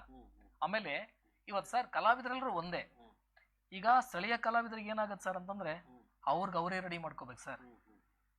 ಈಗ ನಿಮ್ಮ ಹತ್ರ ಬಂದಾಗ ನೀವು ಕಾರ್ಯಕ್ರಮ ಕೊಟ್ಟಾಗ ನೀವು ದುಡ್ಡು ಕೊಡ್ತಿರೋ ಬಿಡ್ತಾರ ಅದು ಬೇರೆ ಪ್ರಶ್ನೆ. ಆದ್ರೆ ಅವನಲ್ಲಿ ಇರ್ತಕ್ಕಂಥ ಕಲೆನ ಪ್ರಾಮಾಣಿಕವಾಗಿ ಅವನು ಪ್ರದರ್ಶನ ಮಾಡ್ಲೇಬೇಕು ಮಾಡ್ತಾನೆ. ಈಗ ಉದಾಹರಣೆಗೆ ಏನ್ ಮಾಡ್ತಾರೆ ಸರ್, ಇತ್ತೀಚಿನ ದಿನಗಳಲ್ಲಿ ಕರೋಕೆ ಬಂದ್ಬಿಟ್ಟು ಆಮೇಲೆ ಮಾಧ್ಯಮಗಳಲ್ಲಿ ಇವತ್ತು ಬಿಂಬಿಸ್ತಾ ಇದಾರೆ. ಕಲಾವಿದರು ಅಲ್ಲದೆ ಇದ್ರನ್ನ ಎಷ್ಟೋ ಜನ ಇವತ್ತು ಬಿಂಬಿಸ್ತಾ ಇದ್ದಾರೆ. ಇವತ್ತು ಎಷ್ಟೋ ಜನ ಜೂನಿಯರ್ ಆರ್ಟಿಸ್ಟ್ ಇದಾರೆ ಸರ್, ನಮ್ಮ ತರ ಜೂನಿಯರ್ ಶಂಕರ್ನಾಗ್ ಆಗಿರ್ಬೋದು, ಅಂಬರೀಷ್ ಆಗಿರ್ಬೋದು, ಬೇರೆ ಬೇರೆ ಆಕ್ಟರ್ಗಳೆಲ್ಲ ಇದ್ದಾರೆ. ಆಮೇಲೆ ಎಷ್ಟೋ ಜನ ಇದ್ದಾರೆ. ಇವತ್ತೇನ್ ಮಾಡ್ತಿದ್ದಾರೆ, ಅವ್ರಿಗಲ್ಲಿ ಅವಕಾಶ ಸಿಗ್ತಾ ಇಲ್ಲ ಮಾಧ್ಯಮದಲ್ಲಿ. ಇವತ್ತು ಅಲ್ಲಿ ಶೋ ಯಾವ್ದೋ ಬೇರೆ ಶೋಗಳು ನಡೆಸ್ತಾ ಇರ್ತಾರ, ಆ ಶೋ ನಡೆಸೋ ಸಂದರ್ಭದಲ್ಲಿ ಅವ್ರಿಗೆ ಮೇಕಪ್ ಮಾಡೋದು, ಅದ ಡ್ರೆಸ್ ಹಾಕೋದು, ಅವ್ರನ್ನೇ ಆ ತರ ಜೂನಿಯರ್ಸ್ ತರ ಮಾಡ್ಸೋದು. ಸ್ಥಳೀಯವಾಗಿ ಅಂದ್ರೆ ನಿಜವಾದಂತ ಕಲಾವಿದರಿಗೆ ಬೆಲೆ ಸಿಗ್ತಾ ಇಲ್ಲ. ಏನಾಗ್ತಾ ಇದೆ ಇವತ್ತು ಅಂತ ಹೇಳಿದ್ರೆ, ಇವತ್ತು ಅವ್ರಿಗೆ ಪ್ರೊಡ್ಯೂಸರ್ಗಳು ಇರ್ತಾರೆ, ಅಲ್ಲಿ ಖರ್ಚು ಮಾಡ್ತಾರೆ, ಲಕ್ಷಗಟ್ಟಲೆ ಬಂಡವಾಳ ಆಗ್ತಾರೆ, ಎಲ್ಲ ಇರುತ್ತೆ. ಈ ಸ್ಥಳೀಯ ಕಲಾವಿದರಿಗೆ ಯಾರು ಗುರುತಿಸ್ಬೇಕಾಗತ್ತೆ ಸರ್ ಅಲ್ವಾ? ನಾವು ಬರೀ ಹೊರಗಡೆನೇ ನೋಡೋರಲ್ಲ, ಅವ್ರು ಆಲ್ರೆಡಿ ಹೊಟ್ಟೆ ತುಂಬಿರುತ್ತೆ ಸರ್. ಅವ್ರಿಗೆ ಹೊಟ್ಟೆ ತುಂಬಿರುತ್ತೆ. ಹೊಟ್ಟೆ ತುಂಬಿರೋರ್ನೇ ಕರ್ಕೊಂಡ್ಬಂದು ಅವ್ರಿಗೆ ಇನ್ನೂ ಹೊಟ್ಟೆ ತುಂಬ ಊಟಕ್ಕೆ ಹಾಕೋದ್ಕಿಂತ ಹೊಟ್ಟೆ ಹಸ್ತಾರ್ಗೆ ಒಂದೊಂದು ತುತ್ತು ಎಲ್ಲಾ ಕಲಾವಿದರಿಗೆ ಅವಕಾಶಗಳು ಕೊಟ್ರೆ ಎಲ್ಲರೂ ಕಲಾವಿದ್ರ ಜೀವನ ನಡೆಯುತ್ತೆ. ಇವತ್ತು ಎಷ್ಟೋ ಜನ ಸೌಂಡ್ ಸಿಸ್ಟಮ್ನವರು ಸಹ ಸೌಂಡ್ ಸಿಸ್ಟಮ್ ತಂದು ಇಟ್ಕೊಂಡು ಸುಮ್ಮನೆ ಮೂಲಿಗಿದ್ದಾರೆ. ಎಷ್ಟೋ ಜನ ಕಲಾವಿದರು ಅವಕಾಶಗಳಿಲ್ದಂಗೆ ಮೂಲಿಗಿದ್ದಾರೆ. ನಾವು ಎಲ್ಲೋ ಯಾರ್ಯಾರನ್ನೋ ಕರ್ಕೊಂಬಂದು ಏನೋ ಮಾಡೋದಕ್ಕಿಂತ ಆಯಾ ಸ್ಥಳೀಯವಾಗಿರೋರು ಎಲ್ರಿಗೂ ಕೊಡ್ಲಿ ಸರ್, ತಪ್ಪಿಲ್ಲ. ನೀ 4 ಕಾರ್ಯಕ್ರಮ ಮಾಡೋದು 5 ಕಾರ್ಯಕ್ರಮ ಮಾಡಿದ್ರೆ ತಪ್ಪಿಲ್ಲ, 6 ಕಾರ್ಯಕ್ರಮ ಮಾಡಿದ್ರೆ ತಪ್ಪಿಲ್ಲ. ಎಲ್ರಿಗೂ ಒಂದು ಅವಕಾಶ ಸಿಗುತ್ತೆ. ಆಮೇಲೆ ಹೊರಗಡೆ ಮಾತ್ರ ಜಾಸ್ತಿ ಕೊಡೋದು, ಸ್ಥಳೀಯವಾಗಿರೋರಿಗೆ ಕಡಿಮೆ ಕೊಡೋದು, ಅದು ಮಾಡಬಾರ್ದು. ಎಲ್ಲರೂ ಕಲೆ ಎಲ್ಲ ಒಂದೇ, ಸಮಾನ ಅವಕಾಶ ಕೊಡ್ಲಿ ಅಂತ ನನ್ನ ಉದ್ದೇಶ. ಓಕೆ ವೀಕ್ಷಕರೇ, ಶ್ರೀಯುತ ದಿವು ಶಂಕರ್ ಅವರು ಒಬ್ಬ ಕಲಾವಿದರಾಗಿ ಅಷ್ಟೇ ಅಲ್ಲ, ಒಂದು ಸಾಮಾಜಿಕ ಬದ್ಧತೆ, ಕಳಕಳಿ ಮತ್ತು ಕಲಾವಿದರ ಬಗ್ಗೆ ಇರತಕ್ಕಂಥ ಒಂದು ನಿರೀಕ್ಷೆಗಳನ್ನ ಅವರು ಸಾಕಷ್ಟು ಅವರ ಭಾವನೆಗಳನ್ನ ಅಭಿವ್ಯಕ್ತಿಪಡಿಸಿದ್ದಾರೆ. ಹಾಗೆ ಮುನ್ನಡೀತಾ ಹೋದರೆ ಅವರು ಸಾಕಷ್ಟು ವಿಶೇಷವಾದಂಥ ಚಿಂತನೆಗಳನ್ನು ಮಾಡ್ತಾ ಇದ್ದಾರೆ. ಅಂದರೆ ಕಲಾವಿದರ ಸ್ಥಿತಿಗತಿಗಳು ಮತ್ತು ಸರ್ಕಾರ ಅವ್ರನ್ನ ನಡೆಸ್ಕೊಳ್ತಾ ಇರ್ತಕ್ಕಂಥ ರೀತಿಯನ್ನ ಅವರು ಯಾವ ರೀತಿ ಪ್ರತಿಬಿಂಬಿಸಬೇಕು, ಆಮೇಲೆ ಎಲ್ಲರಿಗೂ ಸಮಾನವಾದಂಥ ಅವಕಾಶಗಳನ್ನ ಕೊಡಬೇಕು. ಹಾಗೆ ದೊಡ್ಡ ದೊಡ್ಡ ವೇದಿಕೆಗಳಲ್ಲಿ ಎಲ್ಲರೂ ಕೂಡ ದೊಡ್ಡವರ ಪಾಲಾಗ್ತಾ ಇದೆ, ಅಂದ್ರೆ ಸ್ಥಳೀಯ ಪ್ರತಿಭೆಗಳಿಗೆ ಅವಕಾಶವಿಲ್ಲದೆ ವಂಚಿತರಾಗ್ತಾ ಇದ್ದಾರೆ ಅನ್ನೋದು ಕೂಡ ಶ್ರೀಯುತ ದಿವು ಶಂಕರ್ ಅವರ ಒಂದು ಅಭಿಪ್ರಾಯ. ಅಷ್ಟೇ ಅಲ್ಲದೆ ಇವರು ದಿವು ಶಂಕರ್ ಅವರು ಸಾಕಷ್ಟು ಒಂದು ಸಾಮಾಜಿಕ ಕಳಕಳಿಯನ್ನು ಕೂಡ ಇಟ್ಕೊಂಡಿದ್ದಾರೆ. ಯಾಕೆಂದ್ರೆ ತನ್ನಂತೆ ಕಲಾವಿದರನ್ನ ಗುರುತಿಸಿ ತಾನು ಒಬ್ಬ ಕಲಾವಿದನಾಗಿ ಇನ್ನೊಬ್ಬ ಕಲಾವಿದನ ಗುರುತಿಸಿದಾಗ ಮಾತ್ರ ಒಂದು ಸರಸ್ವತಿ ದೇವಿಗೆ ನಾವು ನಮ್ಮ ಕಲೆಯನ್ನು ಸಮರ್ಪಣೆ ಮಾಡ್ದಂಗೆ ಅನ್ನೋದನ್ನು ಕೂಡ ಅವರು ಮನಗಂಡಿದ್ದಾರೆ. ಅದರಂತೆ ಶ್ರೀಯುತ ದಿವು ಶಂಕರ್ ಅವರು ಕೂಡ ಸಾಕಷ್ಟು ವರ್ಷಗಳಿಂದ ಹಲವಾರು ಕಲಾವಿದರನ್ನ ಅಂದ್ರೆ ಡಾಕ್ಟರ್ ಶಂಕರ್ನಾಗ್ ಅವರ ಒಂದು ವೇದಿಕೆಯನ್ನ ನಿರ್ಮಾಣ ಮಾಡಿಕೊಂಡು ಆ ವೇದಿಕೆ ಅಡಿಯಲ್ಲಿ ಸಾಕಷ್ಟು ಜನ ಕಲಾವಿದರನ್ನ ಬೆಳೆಸೋದ್ರ ಮೂಲಕ, ಅವರಿಗೆ ಪ್ರೋತ್ಸಾಹ ಕೊಡೋದ್ರ ಮೂಲಕ, ಅವರಿಗೆ ಅಭಿನಂದನೆಗಳನ್ನ ತಿಳಿಸೋದ್ರ ಮೂಲಕ ಸಾಕಷ್ಟು ಪ್ರೋತ್ಸಾಹವನ್ನ ಕೊಡ್ತಾ ಇದ್ದಾರೆ. ಆ ಒಂದು ಕಾರ್ಯಕ್ರಮದ ಬಗ್ಗೆ ಹೇಳೋದ ತಾವೇನು ಹೇಳಕ್ಕೆ ಇಷ್ಟಪಡ್ತೀವಿ ಸರ್? ನಮ್ಮ ಉದ್ದೇಶ ಏನಂದ್ರೆ, ನಾವು ಬರೀ ವೇದಿಕೆ ಕಾರ್ಯಕ್ರಮಗಳು ಮಾಡ್ಕೊಂಡು ನಾವು ಮನೆಗೆ ಬಂದ್ರೆ ಇವತ್ತು ಎಷ್ಟೋ ಜನ ಕಲಾವಿದರು ಎಲೆಮರೆ ಕಾಯಿ ಅಂತಿದ್ದಾರೆ ಸರ್. ಆಮೇಲೆ ಇವತ್ತು ನಿಜವಾದ ಕಲಾವಿದರಿಗೆ ಒಂದು ವೇದಿಕೆಗಳು ಸಿಗ್ತಾ ಇಲ್ಲ. ಇವತ್ತು ಸುಮ್ಮನೆ ಯಾರೋ ಜೊತೆಗೆ ಹೋಗಿ ಫೋಟೋ ತೆಗೆಸ್ಕೊಂಡು ಅವ್ನು ಕೊಡೋ ಅಂತಾರೆ, ಅವ್ರಿಗೆ ಮಾತ್ರ ಅವಕಾಶಗಳು ಸಿಗ್ತಾ ಇದೆ. ನಮ್ಮ ಉದ್ದೇಶ ಏನು ಸರ್ ಅಂದ್ರೆ, ನಮ್ಮ ವೇದಿಕೆಯಲ್ಲಿ, ನಮ್ಮ ಶಂಕರ್ನಾಗ್ ವೇದಿಕೆಯಲ್ಲಿ ನಿಜವಾದ ಕಲಾವಿದರು ಯಾರಿದ್ದಾರೆ, ಎಲೆಮರೆ ಕಾಯಂತಿ ಕಲಾವಿದರುಗಳು ಯಾರಿದ್ದಾರೆ, ಅವ್ರೆಲ್ರಿಗೂ ಅವಕಾಶವೂ ಸಿಗಲಿ. ಯಾಕಂದ್ರೆ ಸರ್, ಕಲಾವಿದರನ್ನೇ ಬೆಂತೊಡ್ಡವ್ರು ಯಾರು ಇಲ್ಲ ಸರ್. ನಮಗೆ ನಾವೇ ಬೆಂತಟ್ಕೋಬೇಕು ಅಂದ್ರೆ ನಾವೆಲ್ಲರೂ, ಯಾಕಂದ್ರೆ ಕೋಗಿಲೆ ಎಲ್ಲಾದ್ರೂ ಒಂದು ಗುಂಪು ಕಟ್ಕೊಂಡ್ರೆ ನೋಡಿದಿರ ಸರ್? ಕಲಾವಿದರನ್ನು ಸಿಂಗಲ್ಲೇ ಸರ್, ಕಲಾವಿದರು ಸಿಂಗಲ್ಲೇ. ಹಾಗಾಗಿ ಆ ಕಲಾವಿದರನ್ನೆಲ್ಲ ಒಂದ್ ಕಡೆ ಕೂಡಿಸ್ಬೇಕು ಅಂತಂದ್ರೆ ಇಂಥ ಒಂದು ವೇದಿಕೆಗಳು ಬೇಕು. ಇವತ್ತೇನಾಗುತ್ತೆ ಅಂದ್ರೆ ನನಗೊಂದು ಕಾರ್ಯಕ್ರಮ ಸಿಗುತ್ತೆ, ನಾನು ಹೋಗ್ತೀನಿ, ಅಲ್ಲೇನೋ ಎಷ್ಟನ್ನ ಕೊಡ್ಲಿ ಅವ್ರ ಸಂಭಾವನೆ, ಒಂದು ಗೌರವಧನ ಅಂತ, ನಾನು ಹೋಗ್ತೀನಿ, ಮುಗಿಸ್ಕೊಂಬಂದು ನಾನು ಕೂತ್ಕೊಂಡ್ಬಿಟ್ರೆ ಮುಗಿತಾ? ನಾವೆಲ್ಲರೂ ಒಂದ್ ಕಡೆ ಸೇರ್ಕೊಳ್ಳೋದು ಯಾವಾಗ ಕಲಾವಿದರು ಅಲ್ವಾ? ಸೊ ಹಾಗಾಗಿ ನನ್ನ ಉದ್ದೇಶ ಏನಂದ್ರೆ, ಎಷ್ಟೋ ಜನ ಪ್ರತಿಭಾವಂತರಿಗೆ ಅವಕಾಶಗಳಿಲ್ಲ. ಅವ್ರಿಗೆ ಅವಕಾಶ ಕೊಡೋದ್ರ ಜೊತೆಯಲ್ಲಿ ಅವರಲ್ಲಿರ್ತಕ್ಕಂಥ ಪ್ರತಿಭೆ ಹೊರಗಾಕೋ ಒಂದು ರೀತಿಯಲ್ಲಿ 10 ಜನ ಗುರುತಿಸ್ಬೇಕು ಅವರಲ್ಲಿರ್ತಕ್ಕಂಥ ಕಲೆನ. ಆಮೇಲೆ 100 ಜನ ಗೊತ್ತಾಗಬೇಕು. ಬರೀ ಅವ್ರ ಊರಿಗೆ ಮಾತ್ರ ಆಗಬಾರ್ದು. ಇಡೀ ರಾಜ್ಯಕ್ಕೇನೆ, ಇಡೀ ಸಮಾಜಕ್ಕೇನೆ ಅವರು ಇವರೊಬ್ರು ಕಲಾವಿದರು ಅಂತ ಗುರುತಿಸೋ ಒಂದು ಮಟ್ಟಕ್ಕೆ ಆಗ್ಬೇಕು. ಸೊ ಹಾಗಾಗಿ ನಾವೇನ್ ಮಾಡ್ತೀವಿ ಸರ್ ಅಂದ್ರೆ, ಭಜನಾ ಕಲಾವಿದರು ಆಗಿರ್ಬೋದು, ಕೋಲಾಟದ ಪದಗಳಾಗಿರ್ಬೋದು, ಇನ್ ಬೇರೆ ಬೇರೆ ನಮ್ಮ ಚಿತ್ರರಂಗದ ಕಲಾವಿದರುಗಳಾಗಿರ್ಬೋದು, ಯಾವುದೇ ಒಬ್ಬ ಕಲಾವಿದರನ್ನ ನಾವು ಕರೆಸಿ ಪ್ರತಿ ವರ್ಷ, ಅದು ಶಂಕರಣ್ಣರ ಹುಟ್ಟದ ದಿನನೇ ಸರ್. ಶಂಕರಣ್ಣರು ನವೆಂಬರ್ 9 ಹುಡ್ತಾರೆ, 1954 ನವೆಂಬರ್ ಅಲ್ಲಿ. ಸೊ ನಾವು ಸಹ ಅವರ ಒಂದು ಹುಟ್ಟುಹಬ್ಬದ ದಿನನೇ ನವೆಂಬರ್ 9ನೇ ತಾರೀಕು ರಾಜ್ಯದ ವಿವಿಧ ಕ್ಷೇತ್ರಗಳಲ್ಲಿ ಸಾಧನೆ ಮಾಡಿದಂಥ ಸಾಧಕರನ್ನ ಕರೆಸಿ ಅಲ್ಲಿಗೆ ನಾವು ಪ್ರಶಸ್ತಿಗಳು ಕೊಡ್ತೀವಿ ಸರ್. ದೊಡ್ಡ ಮಟ್ಟದಲ್ಲಂತೂ ಕೊಡಲ್ಲ, ಒಟ್ಟು ರಾಜ್ಯ ಪ್ರಶಸ್ತಿನೇ ಕೊಡ್ತೀವಿ. ಚಿಕ್ಕ ಮಟ್ಟದಲ್ಲಿ ಚೊಕ್ಕದಾಗಿ ಒಂದು 40ರಿಂದ 50 ಜನಕ್ಕೆ ಒಂದು ವರ್ಷಕ್ಕೆ ಕೊಡ್ತೀವಿ ಸರ್. ಈಗ ಕನಿಷ್ಠ ಅಂತಂದ್ರೆ ಈಗಾಗಲೇ ಹತ್ತಿರ ಒಂದು 2-3 ಸಾವಿರ ಜನಕ್ಕೆ ಮೇಲೆ ನಾವು ಪ್ರಶಸ್ತಿಗಳು ಕೊಟ್ಟಿದ್ದೀವಿ. ಅದರಿಂದಾಗಿ ಅವರಿಗೆ ಅವರಲ್ಲಿರ್ತಕ್ಕಂಥ ಪ್ರತಿಭೆ ಮುಂದುವರ್ಸ್ಕೊಂಡು ಹೋಗ್ತಾರೆ ಸರ್. ಓ, ನಮ್ಗೊಂದು ಗೌರವ ಸಿಕ್ತಲ್ವಾ, ನಾನು ಇನ್ನೂ ಮುಂದುವರ್ಸ್ಕೊಂಡು ಹೋಗೋಣಲ್ಲ ಅನ್ನೋ ಒಂದು ಇದು ಬರುತ್ತೆ ಸರ್. ಸೊ ಹಾಗಾಗಿ ಅವ್ರನ್ನೆಲ್ಲ ನಾವು ಗುರುತಿಸ್ಕೊಂಡು ಕೆಲಸ ಮಾಡ್ತಾ ಇದ್ದೀವಿ. ಅದ್ರ ಜೊತೆನಲ್ಲೂ ಸಾಕಷ್ಟು ಬಾರಿ ಕಲಾವಿದರ ಸಮ್ಮೇಳನ ಅನ್ನೋ ಟೈಪಲ್ಲೆಲ್ಲ ಮಾಡಿದ್ವಿ. ಶಂಕರಣ್ಣರು ಏನು ಅವರು ಡೆತ್ ಆಗಿರೋ ಒಂದು ಸಂದರ್ಭ, ಅವ್ರ ಸವಿ ನೆನಪಿನ ಅಂಗವಾಗಿ ಅಂತ ಹೇಳಿ. ಈಗ ನೋಡ್ರಿ, ಈಗ ಬರ್ತಕ್ಕಂಥ ಸೆಪ್ಟೆಂಬರ್ 30ಕ್ಕೆ ಶಂಕರಣ್ಣರದು 36 ವರ್ಷ ಕಳೆಯುತ್ತೆ ಸರ್. ಅವ್ರು ತೀರ್ಕೊಂಡೋಗಿ ನಮ್ಮ ನಗಲಿ. ಶಂಕರಣ್ಣರದು 36 ವರ್ಷ ಕಳೆದ್ರೆ SP ಬಾಲಸುಬ್ರಹ್ಮಣ್ಯಂರವರು 6 ವರ್ಷ ತುಂಬುತ್ತೆ ಸರ್. ಸೆಪ್ಟೆಂಬರ್ 25ಕ್ಕೆ SP ಬಾಲಸುಬ್ರಹ್ಮಣ್ಯಂ ಸರ್ ಅವ್ರು ತೀರ್ಕೊಂಡು ಹೋಗ್ತಾರೆ. ಅವ್ರಿಗೂ ಇವ್ರಿಗೂ 5 ದಿನ ಒಂದು ಗ್ಯಾಪ್ ಸಿಗುತ್ತೆ.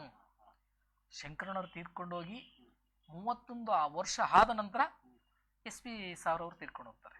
ಅದರಲ್ಲೂ 25 ದಿನ ಡಿಫರೆನ್ಸ್ ಇರುತ್ತೆ. ಸೊ ಹಾಗಾಗಿ ನಾವೇನು ಮಾಡಿದ್ವಿ ಸರ್ ಅಂದರೆ, ನಾವು SP ಬಾಲಸುಬ್ರಹ್ಮಣ್ಯಂ ಸರ್ ಅವ್ರದ್ದು ಕಾರ್ಯಕ್ರಮ ಇಟ್ಕೊಂತೀವಿ ಅವ್ರ ಜೊತೆನಲ್ಲೇ. ಈ ಸರಿ ಏನು ಮಾಡಿದ್ವಿ ಸರ್ ಅಂದರೆ, S ಜಾನಕಿ ಮೇಡಮ್ ಅವ್ರದ್ದು ಸಹ ಇದ್ರ ಜೊತೆನಲ್ಲಿ ನಂಬ್ಕೊಂಡಿದ್ದೀವಿ ಸರ್.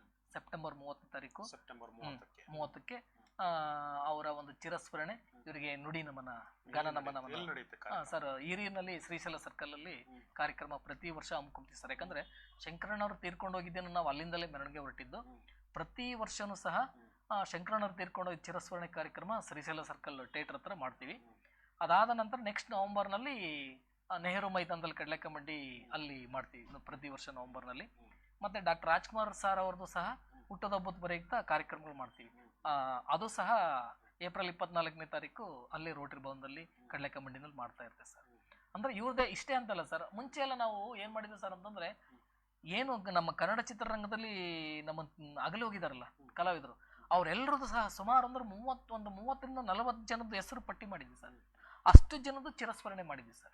ಯಾಕಂದ್ರೆ ನಮ್ಮ ಕನ್ನಡ ಚಿತ್ರರಂಗದಲ್ಲಿ ಅವ್ರು ಕೊಟ್ಟಂತ ಕೊಡುಗೆ ಅಪಾರವಾದದ್ದು. ಅವ್ರು ನೆನಪು ಮಾಡ್ಕೊಳೋಣ ಒಂದು ವರ್ಷಕ್ಕೊಂದ್ಸರಿನಾದ್ರು ಅಂದ್ರೇಳಿ. ಅವ್ರದ್ದು ಲೀಲಾವತಿ ಮೇಡಮ್ ಅವ್ರದ್ದಾಗಿರ್ಬೋದು, ಚಂದೋಡಿ ಲೀಲಾ ಆ ಮೇಡಮ್ ಅವ್ರದ್ದು, ನಮ್ಮ ಲೀಲಾವತಿ ಮೇಡಮ್ ಅವ್ರದ್ದು, ಮತ್ತೆ C ಅಶ್ವಥ್ ಸರ್ ಅವ್ರದ್ದು, CR ಸಿಂಹ ಅವ್ರದ್ದು, ಹೀಗೆ ಸಾಕಷ್ಟು ವಿಷ್ಣುವರ್ಧನ್ ಸರ್ ಕಲಾವಿದರನ್ನ ನೆನಪಿಸಿಕೊಳ್ಳುವಂತ ಪ್ರಯತ್ನ ಮಾಡ್ತಾರೆ. ಹೌದು ಸರ್. ಓಕೆ, ಶ್ರೀಯುತ ಡಾಕ್ಟರ್ ದಿವುಶಂಕರ್ ಅವರೇ, ಸಾಕಷ್ಟು ವಿಷಯಗಳನ್ನು ಇವತ್ತು ನೇರ ಪ್ರಸಾರ ಕಾರ್ಯಕ್ರಮದಲ್ಲಿ ಭಾಗವಹಿಸಿ ತಮ್ಮ ಅಭಿವ್ಯಕ್ತಿಗಳನ್ನು ವ್ಯಕ್ತಪಡಿಸಿದ್ದೀರಿ. ಆದರೆ ಈ ಒಂದು ಅವಧಿ ನಿಮ್ಮ ಮಾತುಕತೆಗೆ ಸಾಲದು ಅಂತ ನಮ್ಮ ಭಾವನೆ. ಮುಂದಿನ ದಿನಗಳಲ್ಲಿ ಮತ್ತೊಂದು ಸಂಚಿಕೆಯಲ್ಲೂ ಕೂಡ ನೀವು ಭಾಗವಹಿಸಬೇಕು, ನಿಮ್ಮ ಅಭಿಪ್ರಾಯಗಳನ್ನ ಹಂಚ್ಕೋಬೇಕು. ಇನ್ನಷ್ಟು ಗೀತೆಗಳನ್ನ ನಾವು ನಿರೀಕ್ಷೆ ಮಾಡ್ತೇವೆ. ಹಾಗೆ ಇನ್ನಷ್ಟು ಶ್ರೀಯುತ ಶಂಕರ್ ಅವರ ಭಾವಾಭಿನಯವನ್ನ ನೋಡುವಂತ ಕಾತರ ಕೂಡ ನಮ್ಮಲ್ಲಿದೆ ಅಂತ ನಾವು ಭಾವಿಸ್ತಾ, ಕೊನೆಯದಾಗಿ ಇವತ್ತು ಶ್ರೀಯುತ ಶಂಕರ್ ಅವರಂದ್ರೆ ಆಟೋ ಡ್ರೈವರ್ಸ್ ಅಂದ್ರೆ ಶಂಕರ್ ನಾಗನ್ ಹತ್ರ ಒಂದು ಬಾಂಡಿಂಗ್ ಬೆಳೆದಿದೆ. ಅದು ಇತಿಹಾಸ, ಅದು ಮುಂದೆ ಕೂಡ ಶಾಶ್ವತವಾಗಿ ಇರತಕ್ಕಂತ ಒಂದು ಬಾಂಧವ್ಯ. ಅದ್ರ ಬಗ್ಗೆ ಏನ್ ಹೇಳಕ್ ಇಷ್ಟಪಡ್ತೀವಿ? ನಮ್ಮ ಆಟೋ ಡ್ರೈವರ್ಸ್ಗೆ ಏನ್ ಹೇಳಕ್ ಇಷ್ಟಪಡ್ತೀವಿ ಸರ್? ಅದರಲ್ಲೇ ತಿಳಿಸ್ಕೊಟ್ಬಿಟ್ಟಿದ್ದಾರೆ ಶಂಕರಣ್ಣವರು ಆಟೋ ರಥದಲ್ಲಿ. ಉದಾಹರಣೆಗೆ ಒಂದು ಸೀನ್ ಇರುತ್ತೆ ಅದರಲ್ಲಿ, ಇಬ್ರು ಬಂದು ಕುತ್ಕೊಂತಾರೆ ಆಟೋದಲ್ಲಿ. ಶಂಕರಣ್ಣವ್ರು ಆಟೋದಲ್ಲಿ ಕುತ್ಕೊಂಡಿರ್ತಾರೆ ಆಲ್ರೆಡಿ. ಇಬ್ರು ಬಂದು ಕುತ್ಕೊಂತಾರೆ. ಕುತ್ಕೊಂಡ ತಕ್ಷಣ ಅವ್ರು ಎಲ್ಲಿಗೆ ಅಂತ ಕೇಳಲ್ಲ, ಸ್ಟಾರ್ಟ್ ಮಾಡ್ತಾರೆ. ಏನಪ್ಪಾ ಎಲ್ಲಿಗೆ ಅಂತ ಕೇಳಿದಲ್ಲ ಸರ್, ನೀವು ಯಾವುದೋ ಒಂದು ಪುಣ್ಯದ ಕೆಲಸಕ್ಕೆ ಹೋಗ್ತಾ ಇರ್ತಾರ, ನಾನು ಎಲ್ಲಿಗೆ ಅಂತ ಯಾಕೆ ಕೇಳ್ಬೇಕು? ನೀವು ಎಲ್ಲಿಗೆ ಬೇಕಂದ್ರೆ ನೀವು ಕೇಳಿದ್ರೆ ಅಲ್ಲಿಗೆ ಬಿಡ್ತೀನಿ ಸರ್. ಅದು ಅವರ ಒಂದು ದೊಡ್ಡ ಗುಣ. ಸೊ ಇದನ್ನ ನಾನು ಅಣ್ಣರ ಧ್ವನಿನಲ್ಲಿ ಹೇಳಿದ್ರೆ ಇಡೀ ಕರ್ನಾಟಕ ಜನತೆಗೆ, ನಮ್ಮ ಆಟೋ ಡ್ರೈವರ್ಗಳಿಗೆ ಬಹಳ ಖುಷಿ ಆಗತ್ತೆ ಅನ್ಸುತ್ತೆ. ಅದಕ್ಕೆ ಕೊನೆಯದಾಗಿ, ಯಾಕಂದ್ರೆ ಶಂಕರಣ್ಣವ್ರಿಗೆ ರೆಸ್ಪೆಕ್ಟ್ ಇದ್ರೆ ಮಾತ್ರ ಆಗಿರುತ್ತೆ. SP ಸಾಂಗ್ಲೇನದಲ್ಲೂ ಸಹ ಇದೇ ರೆಸ್ಪೆಕ್ಟ್ ಹಾಕೊಂಡು ಬಂದಿರ್ತಾರೆ. ಹಾಗಾಗಿ ನಮ್ಮೆಲ್ಲ ಕರ್ನಾಟಕದ ಜನತೆ ಆಟೋ ಡ್ರೈವರ್ಗೆ ಹೇಳೋದಿಷ್ಟೇ, ಪ್ರಾಮಾಣಿಕತೆ ಅನ್ನೋದನ್ನ ಯಾವತ್ತೂ ಬಿಡಬಾರ್ದು. ನಮ್ಮಣ್ಣವರು ಅವತ್ತೇ ಹೇಳ್ಕೊಟ್ಟಾರೆ. ನಿಮ್ಮೆಲ್ರಿಗೂ ಸಹ ಶಂಕರಣ್ಣವ್ರ ಮೇಲೆ ಅಭಿಮಾನ ಇದೆ ತಾನೆ? ಇದ್ದೇ ಇದೆ. ಯಾಕಂದ್ರೆ ಪ್ರತಿಯೊಬ್ಬರು ಸಹ ಆಟೋದಲ್ಲಿ ಕೂತ್ಕೊಂಡ್ರು ಅಂದ್ರೆ ಅವ್ರ ಆತ್ಮದಲ್ಲಿ ಶಂಕರಣ್ಣವ್ರು ಓಡಾಡ್ತಾ ಇರ್ತಾರೆ ನಿಜಕ್ಕೂ. ಅದಕ್ಕೋಸ್ಕರ ಪ್ರಾಮಾಣಿಕವಾಗಿ ಯಾವುದೇ ಒಂದು ಅವ್ರು ಬಡವರಾಗಿರ್ಲಿ ಶ್ರೀಮಂತರಾಗಿರ್ಲಿ ಯಾರೇ ಬಂದ್ರು ಹೆಚ್ಚಿಗೆ ತಗೊಂಡಾಗೆ ನಿಮ್ದೇನು ಮಿನಿಮಮ್ ಇದಿರುತ್ತೆ ಬಿಲ್ಲು, ಅಷ್ಟು ಮಾತ್ರ ತಗೋಬೇಕಾಗುತ್ತೆ. ಪ್ರಾಮಾಣಿಕತೆ ಇರಲಿ, ಅತಿ ಹೆಚ್ಚು ವೇಗವಾಗಿ ಹೋಗದೆ ಸಾಧಾರಣವಾಗಿ ಓಡಿಸಿ. ಯಾಕಂದ್ರೆ ವೇಗವಾಗಿ ಓಡಿಸ್ದೆ ನಾವು ನಿಧಾನವಾಗಿ ಓಡಿಸಿದ್ರೆ ಡೀಸೆಲ್ ಆಗಿರ್ಬೋದು, ಪೆಟ್ರೋಲ್ ಆಗಿರ್ಬೋದು, ಎಲ್ಲದಕ್ಕಿಂತ ಮುಖ್ಯ ಗ್ಯಾಸ್ ಆಗಿರ್ಬೋದು, ಗ್ಯಾಸಿಂದೆಲ್ಲ ನಮಗೆ ಗೊತ್ತಾ ಇದೆ ಸಮಸ್ಯೆಗಳು. ನಿಧಾನವಾಗಿ ಹೋಗಿದ್ರೆ ಅದೆಲ್ಲ ಕಡಿಮೆ ಆಗ್ತಾ ಇರುತ್ತೆ. ನಾವು ನಿಧಾನವಾಗಿ ಓಡಿಸೋಣ, ರೋಡನ್ನ ಸುರಕ್ಷಿತವಾಗಿ ನಾವು ಚಾಲನೆ ಮಾಡೋಣ. ಇವತ್ತು ಎಷ್ಟೋ ಜನ ಮಕ್ಕಳು ಬರ್ತಾ ಇರ್ತಾರೆ ಆಟೋದಲ್ಲಿ, ಅತಿ ಹೆಚ್ಚು ಮಕ್ಕಳನ್ನು ಕೂರಿಸ್ಕೊಂಡು ವೇಗವಾಗಿ ಹೋಗೋದು ಬಹಳ ತಪ್ಪು. ಅದನ್ನೆಲ್ಲ ನಾವು ಪಾಲನೆ ಮಾಡ್ಬೇಕಾಗತ್ತೆ. ಎಷ್ಟೋ ಜನ ಒಂಟಿ ಹೆಣ್ಮಕ್ಳು ಸಹ ಬಂದು ಕುತ್ಕೊಂತಾರೆ. ತನ್ನ ಅಣ್ಣ ತಮ್ಮಗಳು ಇರ್ತಾರೋ ಇಲ್ಲ ಗೊತ್ತಿಲ್ಲ, ಅವ್ರನ್ನ ಸುರಕ್ಷಿತವಾಗಿ ತಲುಪಿಸೋರು ಯಾರು ಅಂದ್ರೆ ನಮ್ಮ ಆಟೋ ಡ್ರೈವರ್, ಕರ್ನಾಟಕದ auto driver. Okay, super super. ವೀಕ್ಷಕರೇ ನೋಡಿ, ನಮ್ಮ ಶ್ರೀಯುತ ಡಾಕ್ಟರ್ ದಿವುಶಂಕರ್ ಅವರು ನಮ್ಮ ಆಟೋ ಡ್ರೈವರ್ಸ್ಗೆ ಇರ್ತಕ್ಕಂಥ ಜವಾಬ್ದಾರಿಗಳನ್ನು, ಅದರಲ್ಲೂ ವಿಶೇಷವಾಗಿ ಶಂಕರಣ್ಣನವರ ಅಂದರೆ ನಮ್ಮ ದಿವಂಗತ ಶಂಕರನಾಗರವರ ಒಂದು ಒಂದು ಒಂದು ಪ್ರತೀತಿಯಲ್ಲಿ ಅವ್ರೇನು ಭಾವನೆಗಳನ್ನ ವ್ಯಕ್ತಪಡಿಸಿದ್ರು ಅದನ್ನು ಅದೇ ರೀತಿ ಯಥಾವತ್ತಾಗಿ ಅವರಿಗೆ ಮಾರ್ಗದರ್ಶನ ಮಾಡ್ತಾ ಇದ್ದಾರೆ. ಖಂಡಿತ ನಾವು ಕೂಡ ದಿವುಶಂಕರ್ ಅವ್ರಿಗೂ ಕೂಡ ತುಂಬ ಹೃದಯದ ಧನ್ಯವಾದಗಳನ್ನ, ಅಭಿನಂದನೆಗಳನ್ನ ತಿಳಿಸ್ತಾ ಇದ್ದೇವೆ. ಈ ಒಂದು ಕಾರ್ಯಕ್ರಮದಲ್ಲಿ ನಮ್ಮೆಲ್ಲ ವೀಕ್ಷಕರು ಕೂಡ ಸಾಕಷ್ಟು ಸಂಖ್ಯೆಯಲ್ಲಿ ಭಾಗವಹಿಸಿ ಈ ಕಾರ್ಯಕ್ರಮನ ವೀಕ್ಷಣೆಯನ್ನು ಮಾಡ್ತಾ ಇದ್ದಾರೆ. ಅವ್ರಿಗೂ ಕೂಡ ಧನ್ಯವಾದಗಳನ್ನ ತಿಳಿಸ್ತಾ ಇದ್ದೇವೆ. ಹಾಗೆ ವಿಶೇಷವಾಗಿ ಆಟೋ ಡ್ರೈವರ್ಸ್ ಬಗ್ಗೆ ಸಾಕಷ್ಟು ಒಂದು ಮಾರ್ಗಸೂಚಿಗಳನ್ನು ಅಂದರೆ ಮಾರ್ಗದರ್ಶನವನ್ನು ಶ್ರೀಯುತ ಡಾಕ್ಟರ್ ದಿವುಶಂಕರ್ ಅವರು ಮಾಡಿದ್ದಾರೆ. ಅದನ್ನೆಲ್ಲ ತಾವುಗಳು ಪಾಲಿಸ್ತೀರಾ ಅಂತ ಕೂಡ ನಾವು ಭಾವಿಸ್ತೇವೆ. ಅದು ನೀವು ಪಾಲಿಸೋದು ಅಷ್ಟೇ ಅಲ್ಲ, ಶ್ರೀಯುತ ಶಂಕರನಾಗರ್ ಅವರಿಗೆ ಕೊಡ್ತಕ್ಕಂಥ ಒಂದು ಗೌರವ ಅಂತ ಶ್ರೀಯುತ ದಿವುಶಂಕರ್ ಅವರು ಕೂಡ ಆಗಲೇ ಸಾಕಷ್ಟು ಬಾರಿ ವಿನಂತಿಯನ್ನು ಮಾಡಿದ್ದಾರೆ. ಹಾಗೆ ಈ ಕಾರ್ಯಕ್ರಮದಲ್ಲಿ ಇಷ್ಟು ಹೊತ್ತಿನವರೆಗೆ ನಮ್ಮ ಈ ಒಂದು ಕಾರ್ಯಕ್ರಮದಲ್ಲಿ ಇನ್ನೂ ಸಾಕಷ್ಟು ವಿಷಯಗಳನ್ನು ಚರ್ಚೆ ಮಾಡುವಂಥ ಒಂದು ನಿರೀಕ್ಷೆ ಇತ್ತು. ಆದರೂ ಕೂಡ ಸಮಯದ ಒಂದು ಅಭಾವದೊಂದಿಗೆ ಈ ಕಾರ್ಯಕ್ರಮವನ್ನು ಇಲ್ಲಿಗೆ ಮುಕ್ತಾಯಗೊಳಿಸುವ ಹಂತಕ್ಕೆ ಬರ್ತಾ ಇದ್ದೇವೆ. ದಿವುಶಂಕರ್ ಅವರೇ, ಮುಂದಿನ ದಿನಗಳಲ್ಲಿ ಮತ್ತೊಂದು ಸಂಚಿಕೆಯಲ್ಲಿ ತಮ್ಮ ಒಂದು ಕಂಠದಿಂದ ಬರ್ತಕ್ಕಂಥ ಹಾಡುಗಳನ್ನು ಮತ್ತು ಶ್ರೀಯುತ ಶಂಕರನಾಗರ್ ಅವರ ಒಂದು ಸಂಭಾಷಣೆಗಳನ್ನು ಖಂಡಿತ ನಿರೀಕ್ಷೆ ಮಾಡ್ತೇವೆ. ವಿಶೇಷವಾಗಿ ಶಂಕರನಾಗರ್ ಅವರ ಒಂದು ಜನ್ಮದಿನದ ಅವಧಿಯಲ್ಲಿ ಖಂಡಿತ ತಮ್ಮನ್ನು ಮತ್ತೆ ಕರೆಯುವಂಥ ಪ್ರಯತ್ನವನ್ನು ಮಾಡ್ತೇನೆ ನಾನು ಅಂತ ಕೂಡ ನಾನು ಭಾವಿಸ್ತೇನೆ. ಹಾಗೆ ಈಗ ಕೊನೆಯದಾಗಿ ಈ ಒಂದು GVTV ಕಾರ್ಯಕ್ರಮದ ಬಗ್ಗೆ ಮತ್ತು ಕೊನೆಯದಾಗಿ ನಮ್ಮ ವೀಕ್ಷಕರಿಗೆ ಏನು ಹೇಳಕ್ಕೆ ಇಷ್ಟಪಡ್ತೀರಾ ಸರ್? ಇವತ್ತು ವೀಕ್ಷಕರ ಮುಂದೆ ನಾನು ಬರೋದಕ್ಕೆ ಕಾರಣ ಏನಪ್ಪ ಅಂದ್ರೆ, ನೀವು ದೇವರು ದೇವರು ದೇವರು ದೇವರು ಅಂತ ಎಲ್ಲಿದೆ ದೇವರು? ಯಾವುದೋ ರೂಪದಲ್ಲಿ, ಅಂದರೆ ನಿಮ್ಮಂಥ ರೂಪದಲ್ಲಿ ಸ್ವಾಮಿ ದೇವ್ರು ಬರೋದು. ಇವತ್ತೇನಾದ್ರು ನಾನು ಇಲ್ಲಿ ಕುತ್ಕೊಂಡು ಇಡೀ ಕರ್ನಾಟಕ ಜನತೆ ನನ್ನ ನೋಡ್ತಾ ಇದ್ದಾರೆ. ಇದಕ್ಕೆ ಅವಕಾಶ ಮಾಡಿಕೊಟ್ಟಂತರು ನಮ್ಮ GVTV ಹೊಸದುರ್ಗ ರಾಘು ಸರ್ ಅವರು. ನನ್ನಂಥ ಎಲೆ ಮರೆ ಕಾಯಂತ ಇರ್ತಕ್ಕಂಥ ಕಲಾವಿದರನ್ನ ಕರೆಸಿ ಇಂಥ ಒಂದು ಅವಕಾಶವನ್ನು ಮಾಡಿಕೊಟ್ಟಿರುವ ಇದಕ್ಕೆ ನಾವೆಂದೆಂದೂ ನೀವು ಇಚ್ಚಿರೋಣ. ಇಷ್ಟ ಎಲ್ಲ ನಮ್ಮಂಥ ಎಷ್ಟೋ ಪ್ರತಿಭೆಗಳು ಇನ್ನೂ ಹೊರಗಡೆ ಎಲೆ ಮರೆ ಕಾಯಂತ ಇಂಥ ಒಬ್ಬ ಪ್ರತಿಭೆಗಳನ್ನು ಕರೆಸಿ ಇಂಥ ಒಂದು ವೇದಿಕೆನಲ್ಲಿ ಹಂಚ್ಕೊಡ್ತಾ ಇದ್ರ ನಿಜಕ್ಕೂ ದೇವರು ನಮಗೆ ಆರೋಗ್ಯ ಭಾಗ್ಯ ಕೊಟ್ಟು ಕಾಪಾಡಲಿ. ಎಲ್ಲದಕ್ಕಿಂತ ಮುಖ್ಯವಾಗಿ ಯಾರ ಕೆಟ್ಟ ದೃಷ್ಟಿನೋ ನಮ್ಮ ಮೇಲೆ ಬೀಳದ ಇರಲಿಲ್ಲ ಸ್ವಾಮಿ. ಇವತ್ತು ನೀವೇನ ಪ್ರಾಮಾಣಿಕವಾಗಿ ಬದುಕಿ ಬಾಳಿದ್ರು ಆದರೆ ಕೆಲವರು ಕಿಡಿಗಡೆ ಇಡೋ ಇದ್ದೇ ಇರ್ತಾರೆ. ನನ್ನಲ್ಲೂ ಈಗೋ ಇದೆ ಸ್ವಾಮಿ, ಈಗೋ ಇಲ್ಲ ಅಂತಂದ್ರೆ ನೀವು ಯಾರು ತಿಳ್ಕೊಬೇಡಿ. ಖಂಡಿತ. ಆದ್ರೆ ಈಗೋ ಇರೋದ್ರ ಜೊತೆನಲ್ಲಿ ತಾಳ್ಮೆ ಬೇಕಾಗುತ್ತೆ ಮನುಷ್ಯನ್ಗೆ. ಕೆಟ್ಟ ಕಣ್ಣು ಅಂತ ಬಿದ್ರೆ ನಿನ್ನಲ್ಲಿ ಏನೇ ಒಳ್ಳೆತನ ಇದ್ರು ಹಾಗೆ ಸುಟ್ಟು ಬಿಡುತ್ತೆ. ಹಾಗಾಗಿ ಯಾರ ಕೆಟ್ಟ ಕಣ್ಣು ಈ GVTV ಮೇಲೆ ಬೀಳದೇ ಇರಲಿ, ಇವ್ರಿಗೆ ದೇವರು ಆರೋಗ್ಯ ಬಗ್ಗೆ ಕೊಟ್ಟು ಕಾಪಾಡಲಿ ಅಂತ ನಾನು ದೃಷ್ಟಿಯನ್ನು ತೆಗಿತಾ ಇದ್ದೇನೆ. ಓಕೆ, ಒಂದ್ಸರಿ ಕ್ಯಾಪ್ ಹಾಕೊಂಡು ನಮ್ಮ ಶಂಕರಣ್ಣನವ್ರ ನೆನಪು ಮಾಡ್ಕೊಳ್ಳೋದಂತ ಒಂದು ಡೈಲಾಗ್ ಕೊನೆಯದಾಗಿ.